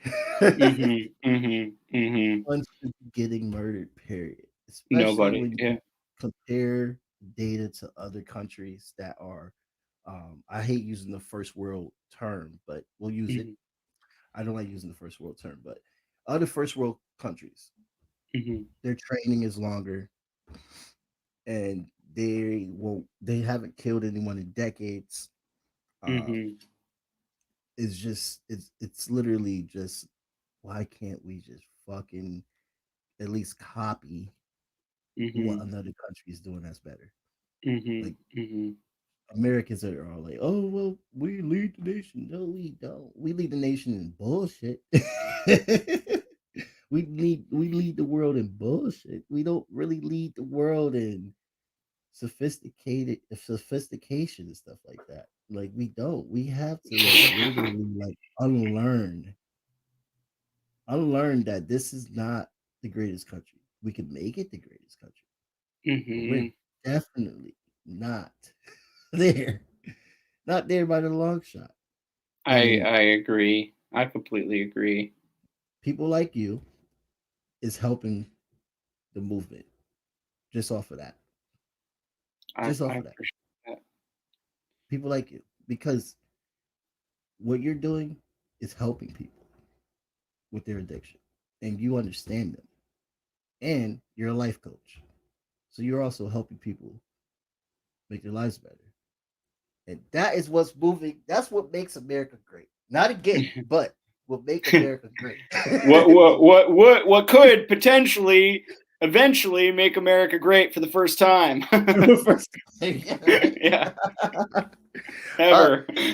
we're at the hour 33-minute mark, Yeah. and I just want to check real quick on our other guest and see if she's gonna be around. Oh, yeah, yeah. Because I don't want to take up more of your time, but I'm enjoying this reconnection that we have. Yeah, same. You know, Yeah. I remember when I saw you do a live feed on your Facebook page, and I was like, "Oh, it's Jacob." I was so happy that you responded. I thought that you didn't see it because you had people in your chat. You had bad people talking in your chat. So I was like, I don't think he's going to see this. I don't even think he's going to remember me. No, of course I remembered. Yeah. I'm on Instagram more than I'm on Facebook, actually, to be honest. So Oh sorry yeah, if I've taken a long time to respond at times, but but Oh no, I that's try. fine, bro. But I yeah, do the no, same thing to other people. I was stoked. I was stoked that you reached out for Word. sure. Yeah. Yeah. Yeah, there has been times where like, I'll think of people from high school and I'll look up their thing and I'll be like, oh wow. But then I notice that some people have blocked me. So that you comes know, with the cost of being an activist. it's funny though because I don't. I honestly don't. I don't keep in touch with anybody from high school. Really, I like one really good friend that I went to high school with that Hmm. uh you know that I still am connected with, and he was my best friend. And but like nobody else though. I mean, yeah. So it's kind of cool to connect back in that way because Yeah. yeah, the world is pretty distant to me now. So. Yeah. And I think that it means something when you haven't spoken to someone, especially from high school, because who the hell do I really hang out with from high school? It's besides my friends I grew up with that didn't go to RCA, but I knew them in the neighborhood. But Mhm. and that's crazy. That I think that's value in itself too, that we're still tight to this Mhm. day. But Mhm. it's amazing to just come back after like a decade and you're talking to someone that you knew from way back. 'Cause, life is short and these are beautiful moments. Mhm. Like Mhm. I think I'm too like spiritual in a way with just valuing everything. That I always tell people that I connect with, like, thank you so much for your time and uh Mhm. you're always welcome to come back and all this stuff. And they're just like, dude, you're just so nice. I'm like, I love having conversations. I love being around people. I guess that's weird. Maybe that's something that I need to like reevaluate. Why do I need to be around people so much? I mean, I think cherishing things is the way to be. Yeah. I don't think there's anything wrong with that. Hmm. And Uh, I will always tell people I love them. yeah, What? I'm too true too. I like doing that too. I'm like, I much love, like I love you. Like, why don't we say that more? Right? Why not? Why don't Yeah, we say that? I think that's a man thing that we need to like learn how to use that more. Like my agreed. father, for instance, like we just started telling each other we love each other. Mm, He would never say that in the past, and I would never say it to him because I thought that would make me seem like uh weak, and I'm already was trying to hide in the closet. So I was like, maybe he'll think I'm fruity if I say I love him or something. mhm, mhm, That mhm, overthinking nonsense. mhm. Well, it Wow. looks Yeah. like um this is unfortunate. Maybe we could one day uh come back with Sheba. I know Yeah. that she was very Is that how you pronounce her name? Saba? I haven't asked her yet, but Saba? Oh, Saba. Shaba. Saba. How do you know her? Um, she actually, I haven't really like talked to her face to face yet, but through like Messenger, because she's actually she called out some racists in the good old Fairfield County, as it always is. They were basically just wearing blackface during Halloween, and they had like Afro wigs on, and it was like straight out of Bridgeport and stuff like that. So like she was like exposing them, like this is not right. You can't be going to Halloween parties acting like you're black when you're not. And then I was like, oh word, I like her fire. I'm gonna add her on Facebook and stuff like Nice. that. Then I learned that she's also like an advocate for sobriety and recovery. So I was like, oh, Awesome. let's get her on and see her thoughts on it and stuff like that. Maybe we could try it Nice. again another day. That's rad. Yeah, I'm totally down. I'm totally down. And yeah, thank you so much for having me on. Always happy to come back. Always happy to Yeah. come back. I'd love to meet Saba. You are And definitely a friend of the show, man. yeah. And I'd love to come on and spit some bars too, like and do a better job. So Yo, listen, off your head, just what you was just memorizing, that's already like once you do it like clean off, hmm that's a 10. That's hmm a 10. hmm I could see that recorded. I could see that on something. I could see it, especially Nice. like the Hope line and the woo, bro, Yeah. bro. I people are trash. A lot of people are trash at rapping, and Yeah. and, and, and they just get away with it because it's the way they're delivered. It's all about delivery.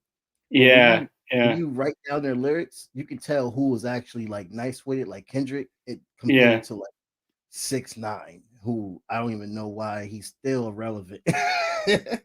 But it's all about delivery. It's the delivery that keeps Yeah. people captive. Oh wait, look That's true. look at what we have Oh, here. Hey, Dated. hey. I nice to literally meet you. just walked out of work. Yeah, I just realized that. I was like, she's coming out of work, so you never know. And I understand if you're like tired, you're like, I don't know about this right now. Oh, I don't back down. I don't back down. A promise is a promise. Oh wow. So how do you pronounce Just when we were giving up hope. No, never give up hope. I don't know why we would do that. Obviously. Never give up hope. It was so busy today. Oh, it's opening up? Yeah, the bars are opening up. I just moved to San Diego, and ironically, I bartend.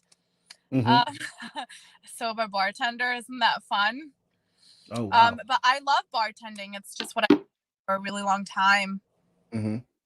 So that's interesting because, well, first of all, my name is Jamar. I remember you from calling out those racist assholes, and I was like, I gotta add her as a friend. This person Yeah, seems man, special. they were from Fairfield. They were a bunch of car douches from Fairfield who thought it was okay putting on like a black face mask and saying wearing shirts that said straight out of Bridgeport with pregnant and dreads and a pregnant belly, and trying to say that not only are they being racist, but they're demeaning women. Trying to say that women from Bridgeport, all they are is, they just get pregnant or something like that in that scenario. And a couple of these guys were black. So, which are also, and I'm like, no one, who thought this was okay? Like, who thought this was okay? And they're like, oh, it's not a big deal. I'm like, why don't you walk down Fairfield Avenue, Bridgeport, Connecticut, wearing this outfit? If you think it's okay. They guarantee they're not going to even make it past like maybe 1 foot if they get lucky. But Sahba, right? Sahba. Sahba. Okay. Like Sahba, Jake Yoder. Jake Yoder nice is a good friend from mine from high school. Yeah, nice to meet you. It's nice to meet you, Sahba. We were taking bets just now on how to pronounce your name. I think I won, right? Yeah, you won. It's really I think the H throws people off. Yeah. And I'm already awful with pronouncing names, so I fell from the beginning. Like me too. I have to remember so many names, and I can't remember anything. I can remember drink orders, but not names. Right.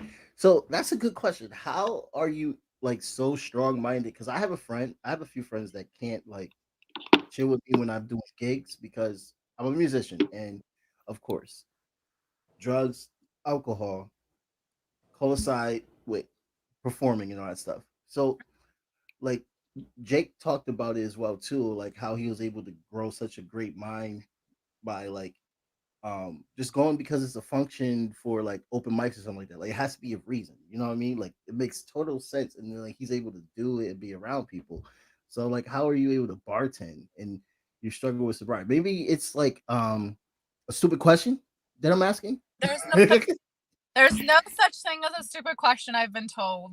Guys, I'm so sorry to do this. I just got a text that there's a extra vaccines available, and I'm not vaccinated yet. So I got to jump off. I really wish we could hang. Maybe we should all reconnect sometime and do another show.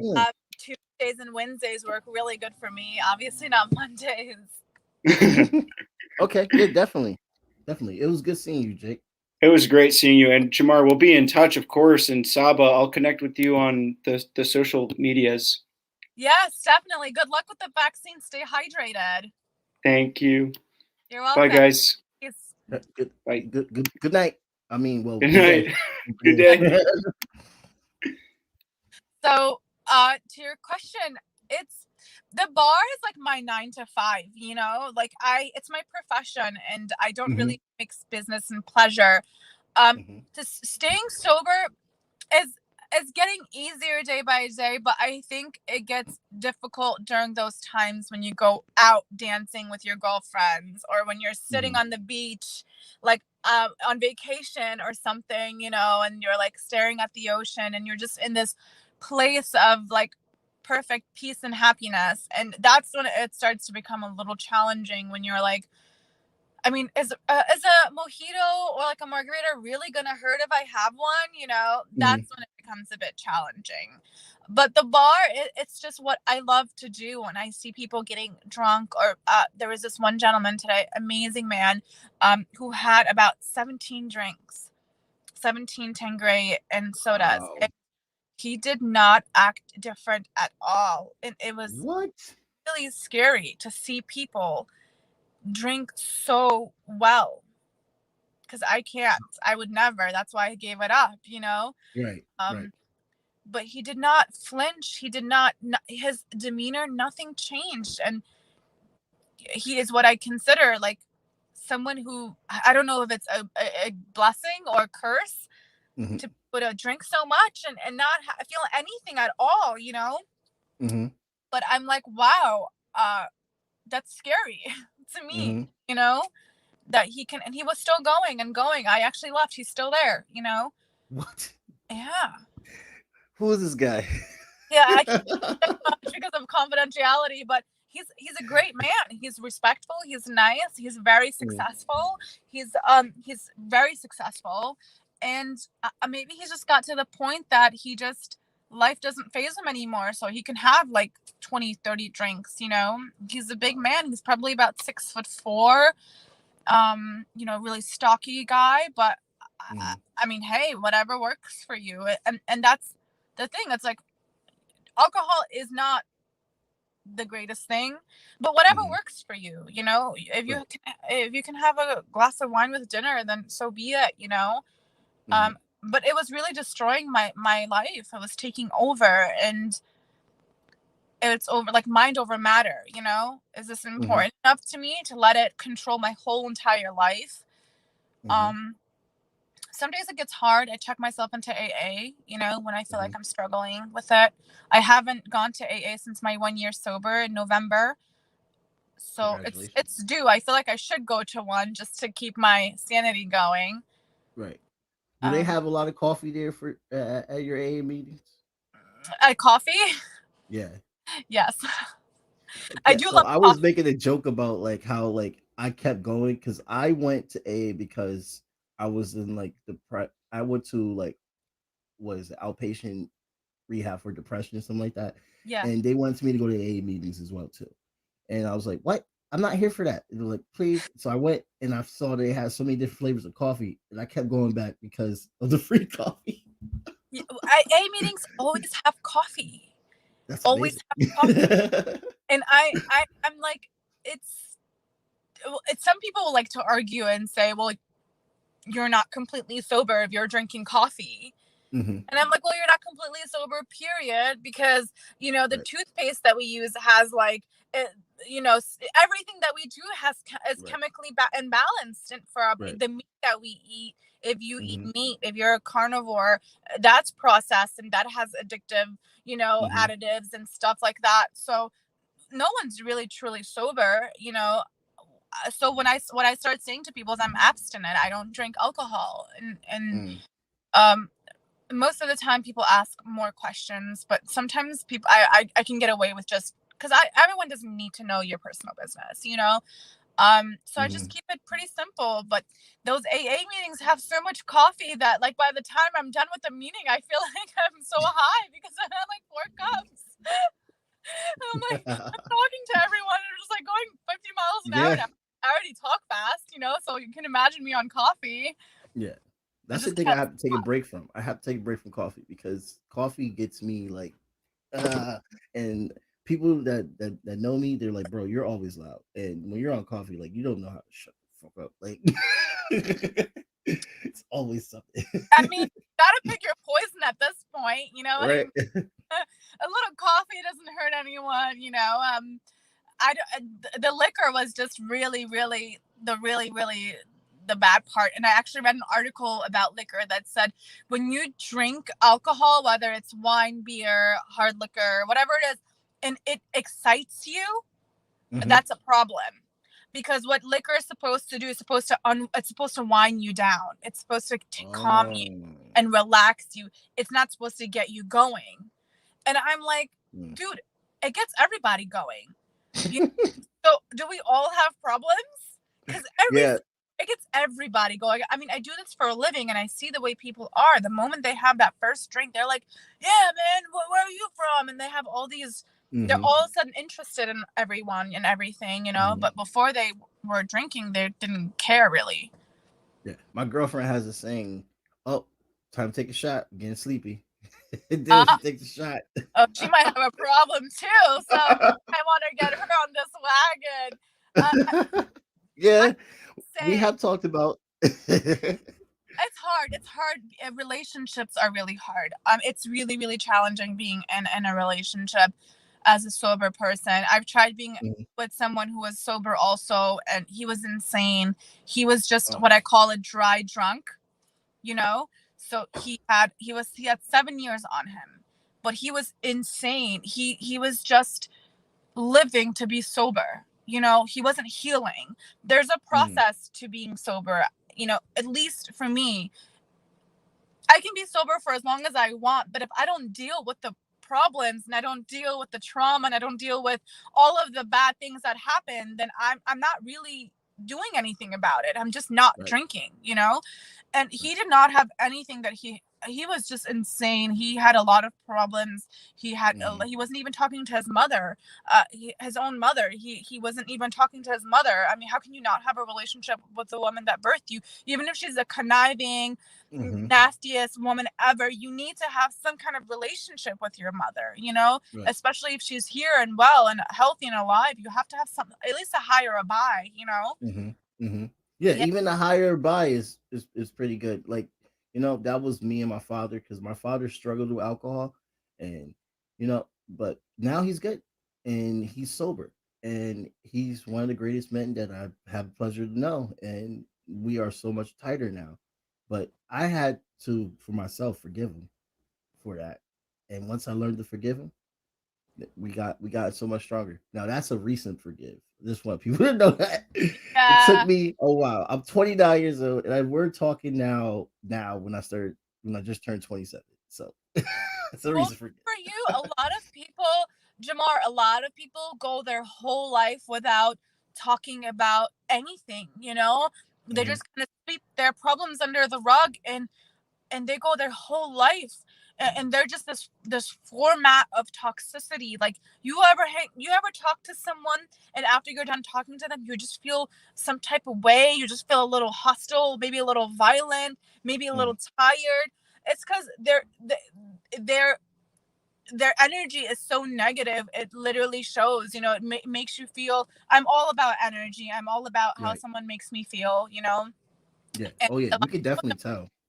Yeah, you can. It shows in their face, or they start gaining like a lot of unhealthy weight, or they become really skinny really quickly, or they lose a lot of hair really fast, or like it just shows in their like how they're projecting just shows in their body. Like, it takes over. You have to take care of yourself. I'm 31 now, and I feel so much better than I have ever in my life before. You know, wow, I thought you were like in your 20s.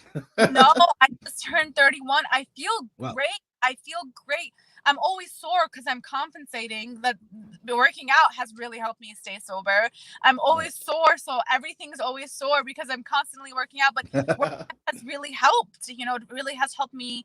It gets the adrenaline going, and that's what alcohol did for me too. You know, you have a drink when you're at the club, and you start feeling good, and your girls and are all twerking on the dance floor, and tension, and men are coming our way. And man, we used to kill it in the clubs, you know, and you feel like superhuman, you know. And so that's the feeling that I really loved when I got drunk. And now that I'm in the gym and I'm lifting weights and I see my body changing, and I'm starting to get muscles here, you know, that's a much more better feeling than the egotistical fixation that I was looking for constantly, you know. It's one thing when someone's complimenting you, you know, your beauty or whatever it is, but it's another thing when someone's actually enjoying like being around you, and they're feeding your soul and not your ego, you know. So the liquor was just feeding my ego, and all these other things that I've been doing are it's feeding my soul, and it's making me feel better, and I'm treating people better. I'm not angry. I'm not. I don't even know when the last time I got angry was. Upset, I get upset all the time, but angry, I don't really get that much anymore. That's interesting that you were mentioning the like how exercising has became like a replacement from drinking, because Jake was also explaining like he he uh he basically like does rock climbing, surfing, traveling, all these kind of things. He's like he says that I don't want people to think that addiction is a bad term, because there are also good addictions where we could just like work out. You could go rock climbing. You can have a hobby. Like for me, it's playing music. That's my natural high. I love music so much. Music, right? Music is very healing. It's very powerful. hmm No, I agree. Like sometimes you just need to get away from stuff, you know, and there is good addictions like music, you know. I mean, has anyone ever gone to jail for playing an instrument? You know, No, has well, anyone not in this era. have you ever gotten arrested for playing the guitar? Have you ever gotten arrested for singing? You know, music is healing. And have you ever gotten arrested for going to the gym? You know, like have you ever gotten in trouble for going on rock climbing? I mean, you could like possibly hurt yourself, but still, like it's not the same, you know. Yeah. And you need to find other. You can't just always go to meetings, you know. You can't just like be like, I'm sober, I gotta go to meeting. I'm sober, I gotta go to meetings all the time. Meetings all the time. It's not. That's not healthy either. You know. You have to find yourself. You have to do something. Yoga, meditate, read books. You know, go for walks. Start going for walks. I don't know, like journaling is great, you know. Maybe take that time to sleep in for a minute instead of waking up early and going to a meeting, you know. You Sleep is so good. sleep. Oh my gosh. If I had to pick between eating all day or sleeping all day, I think I would be sleeping all day.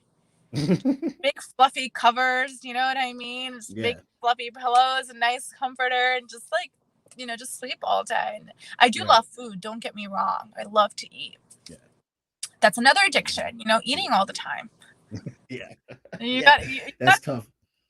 It's balance. You got to find balance.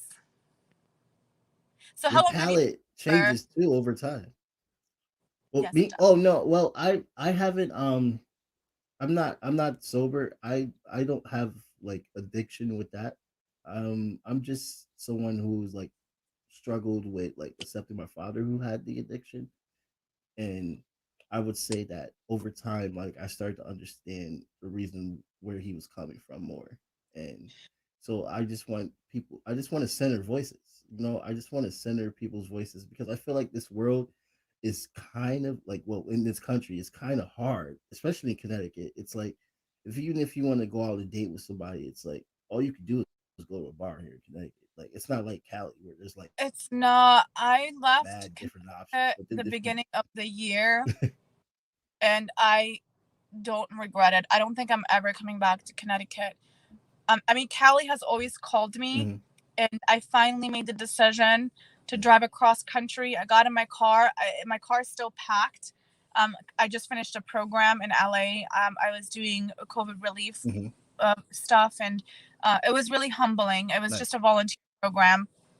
So I've been looking at apartments for the past. I've only got to San Diego a week, so I was staying at a hotel. Now I'm staying with one of my friends. But Connecticut is really, it's really challenging. I remember this one guy had asked me out to drinks, and I was like, oh, I don't drink, you know, because I want people to know what I'm about, you know. And he was like, oh, you don't drink? I was like, no. He was like, so what do you do? And I was like, huh? I'm serious. He was so serious. He was like, so if you don't drink, what do you do? And I was like, I don't understand your question, because I sincerely don't understand it. And he was like, well, if you don't like, if you go out on dates and you don't drink, what do you do? And I was like, I literally I can't even take you serious. Not only can I not take you serious, but I don't even want to go out with you.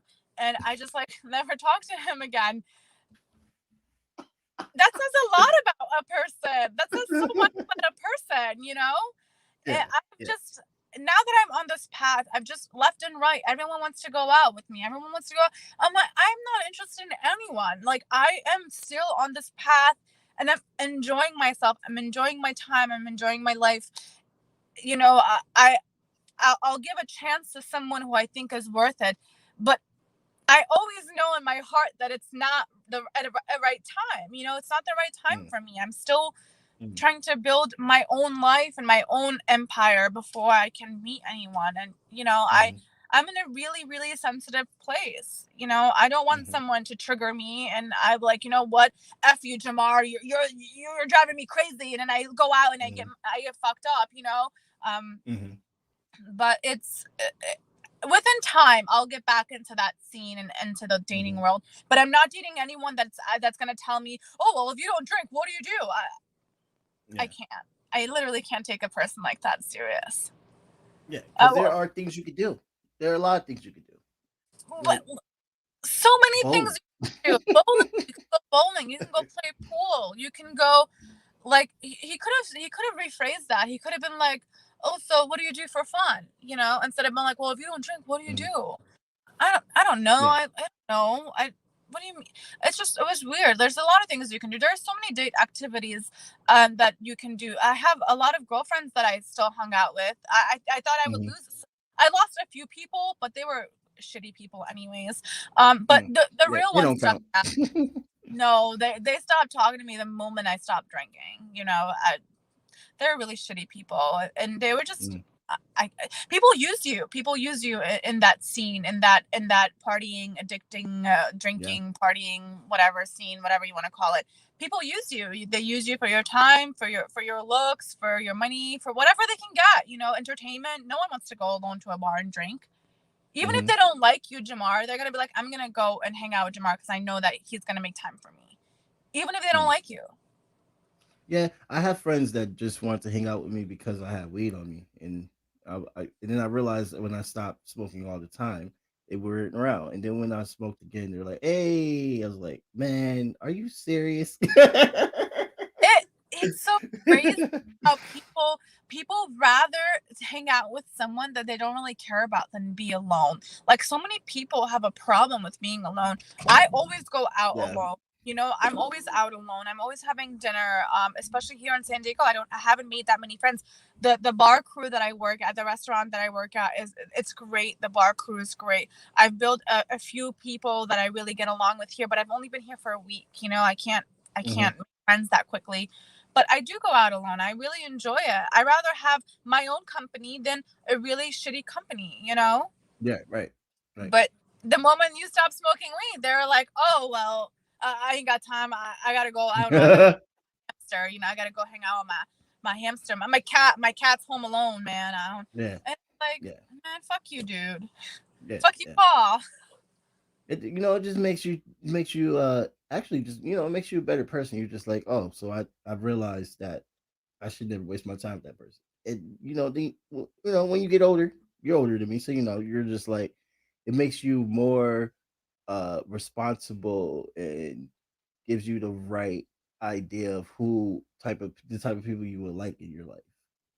And you're no longer guessing. You start It to like weeds go, out all of it, filters out all of the phony or all the fakes and all the all the people that just want to party or smoke weed all the time. And like there's nothing wrong with having a drink, there's nothing wrong with smoking weed, but you hmm can't make that your life. You can't make that hmm your everything.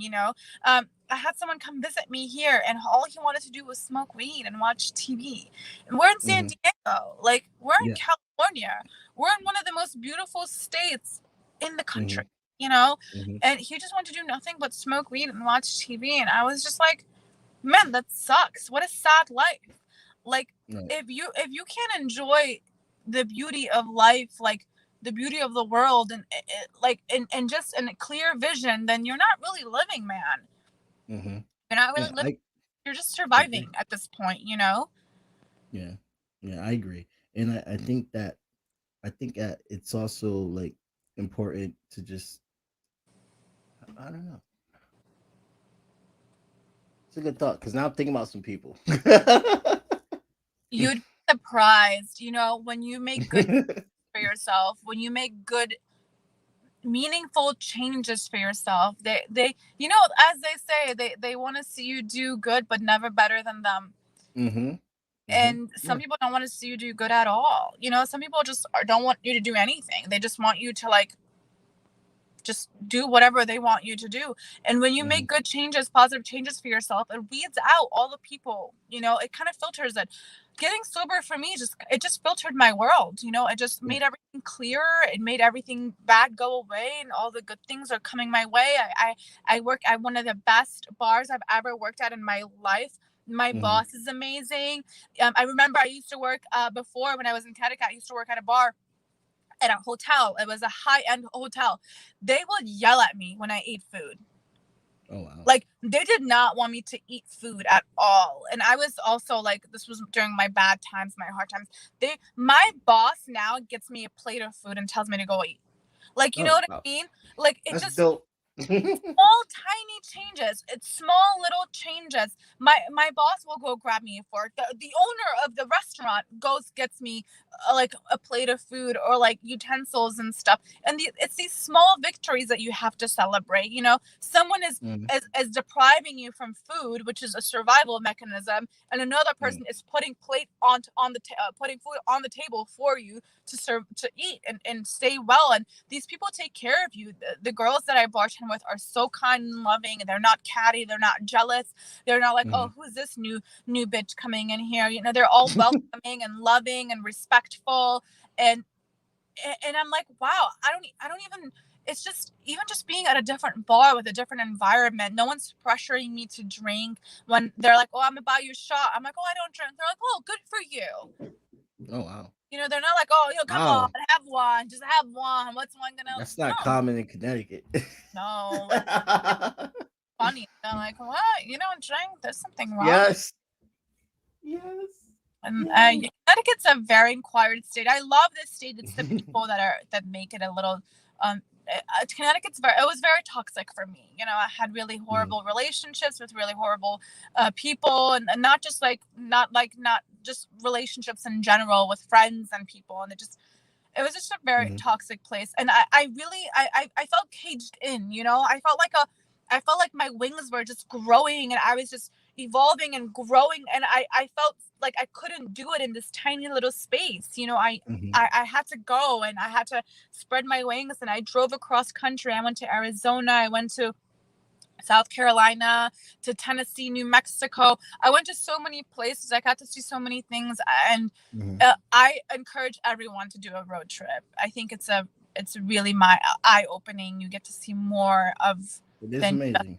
Connecticut. You know, Yeah. It is amazing. Yeah, I agree. Like road trips, and especially when you're with someone that like you click with, you just having so much fun. And even if you just go, because like I don't drive, but I used to take the train and go anywhere by myself and have a blast. I'll go to that's Rhode pretty. Island. Yeah, like I'll go to Boston, I'll go anywhere, and people will be hitting me up like, Jamar, I want to talk to you. Don't respond to any of them. Turn off my phone, go to all these things, and just come back and be like so refreshed. How many people do you know that can do that?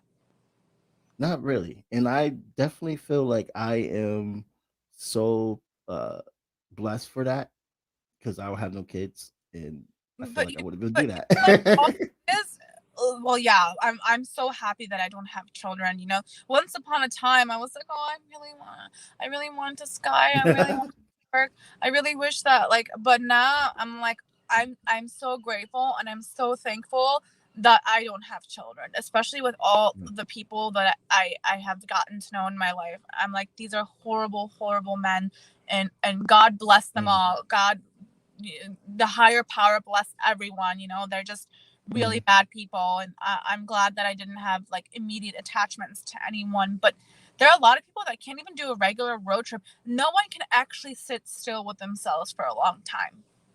Most Yeah. people, I shouldn't say no one, most people Mhm. have a hard time, being with themselves. Yeah. Most I mean, this is why things like solitary confinement is like considered torture because it's so unnatural.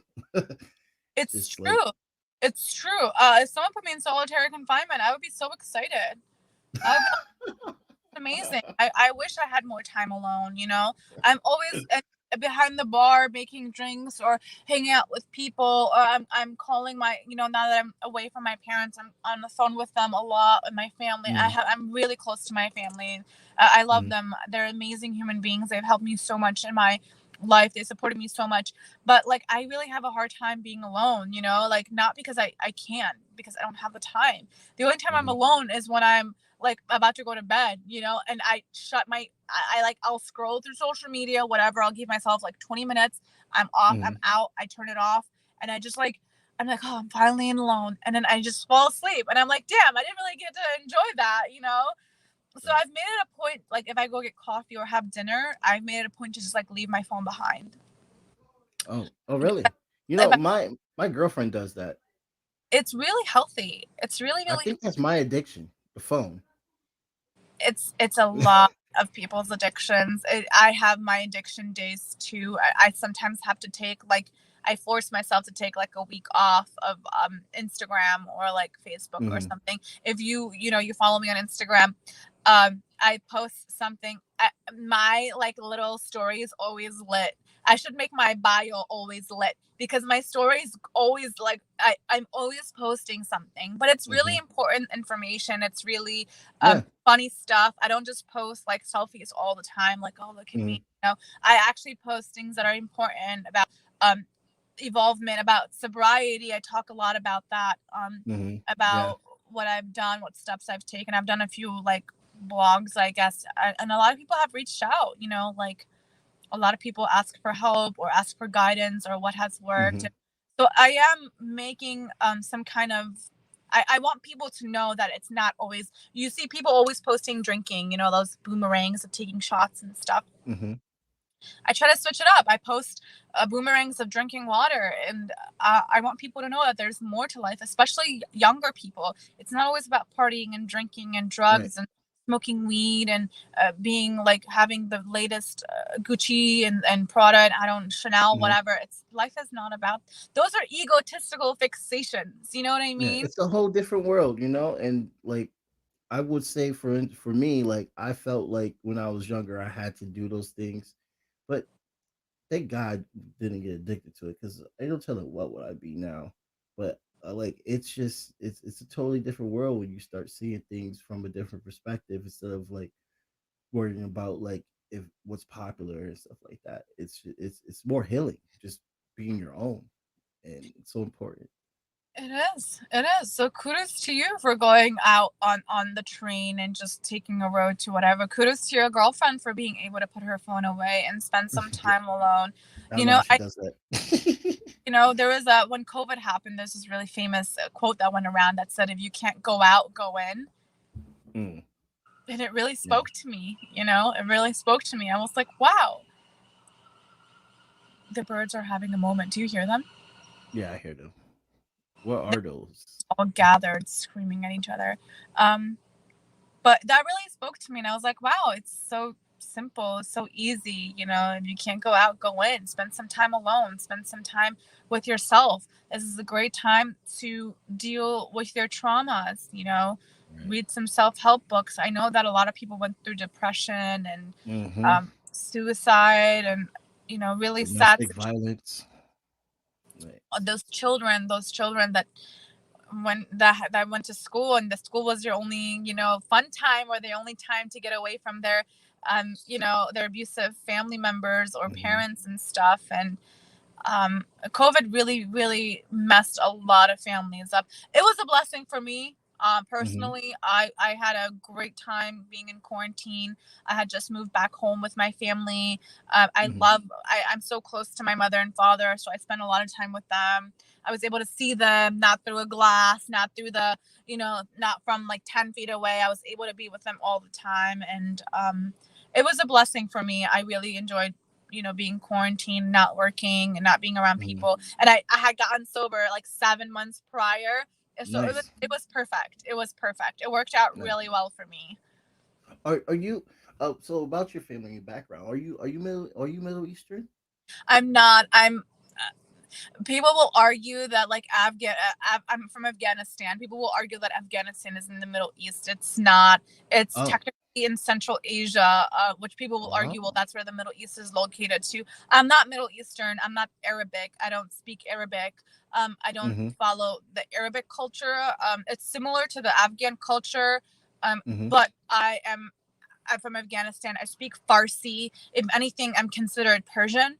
I speak Farsi. I've heard about that Farsi. Yeah. Yeah, I'm fluent in Farsi. My mother and father are from Afghanistan. I was born in Czech Republic and raised in Germany, so I'm not even technically Afghan. I'm technically European. So I'm a European Afghan American. Europe was First really generation. no, generation I'm not American? even born here. I have my children. Question. No, there's no such thing as a stupid question. I think to be a first generation, you have to be born. Right. I don't think citizenship actually counts. So if I ever decide to have a child in this world, they would be first generation. Yeah. Interesting. Yeah. Like J. Cole was born in Germany. I just found that out. I was like, J. Cole? Yeah. Because his father was in the military. Wow. And he met a German girl.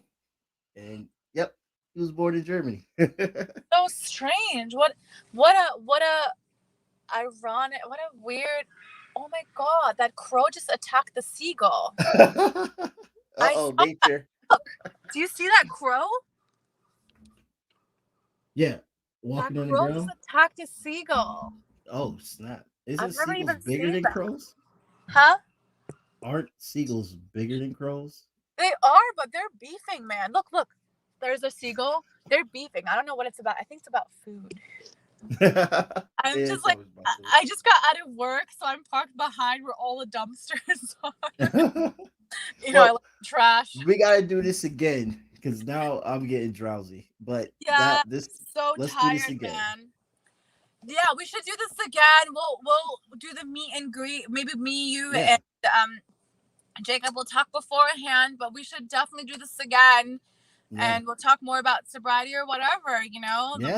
The universe and whatever. It's endless. We can talk about endless. That's why I love having this podcast, because it's like whatever. Well, thank you for having me on your show. This is my first podcast. I'm super stoked about it. Well, that's right. You said that. Okay. Wow. Well, congratulations. It wasn't that bad, right? No, it felt really natural. It's probably helpful that I don't get to see anyone that's staring at me. So that makes it easy, but it's just, I just see you. It's like having, a conversation across the table, it's nice. Right. Definitely. You're a friend of the show. You're definitely going to get you back on here. Thank you, Jamar. Saba, right? Huh? Saba, right? Saba. Close. Saba. Jesus. Very simple. You're adding a lot of... I have to pronounce the H. Foreign to it. And I'm not that foreign. You're adding a lot of emphasis. Saba, like the car Saab. Saba. Yes. Like the car Saab. Remember the Saab? Okay. I don't think they make them anymore, so... I am so sorry. I apologize. It's okay. And next time, though, you got to get it right. Yes. Oh, yeah. I got you, Saba. Saba. Yes. Saba. Okay, Jamar. Thank you so much. Pleasure. Yes. You have a good day. Thank you. You too. Enjoy your evening. Yeah, I'll try. Goodbye. Okay. Bye.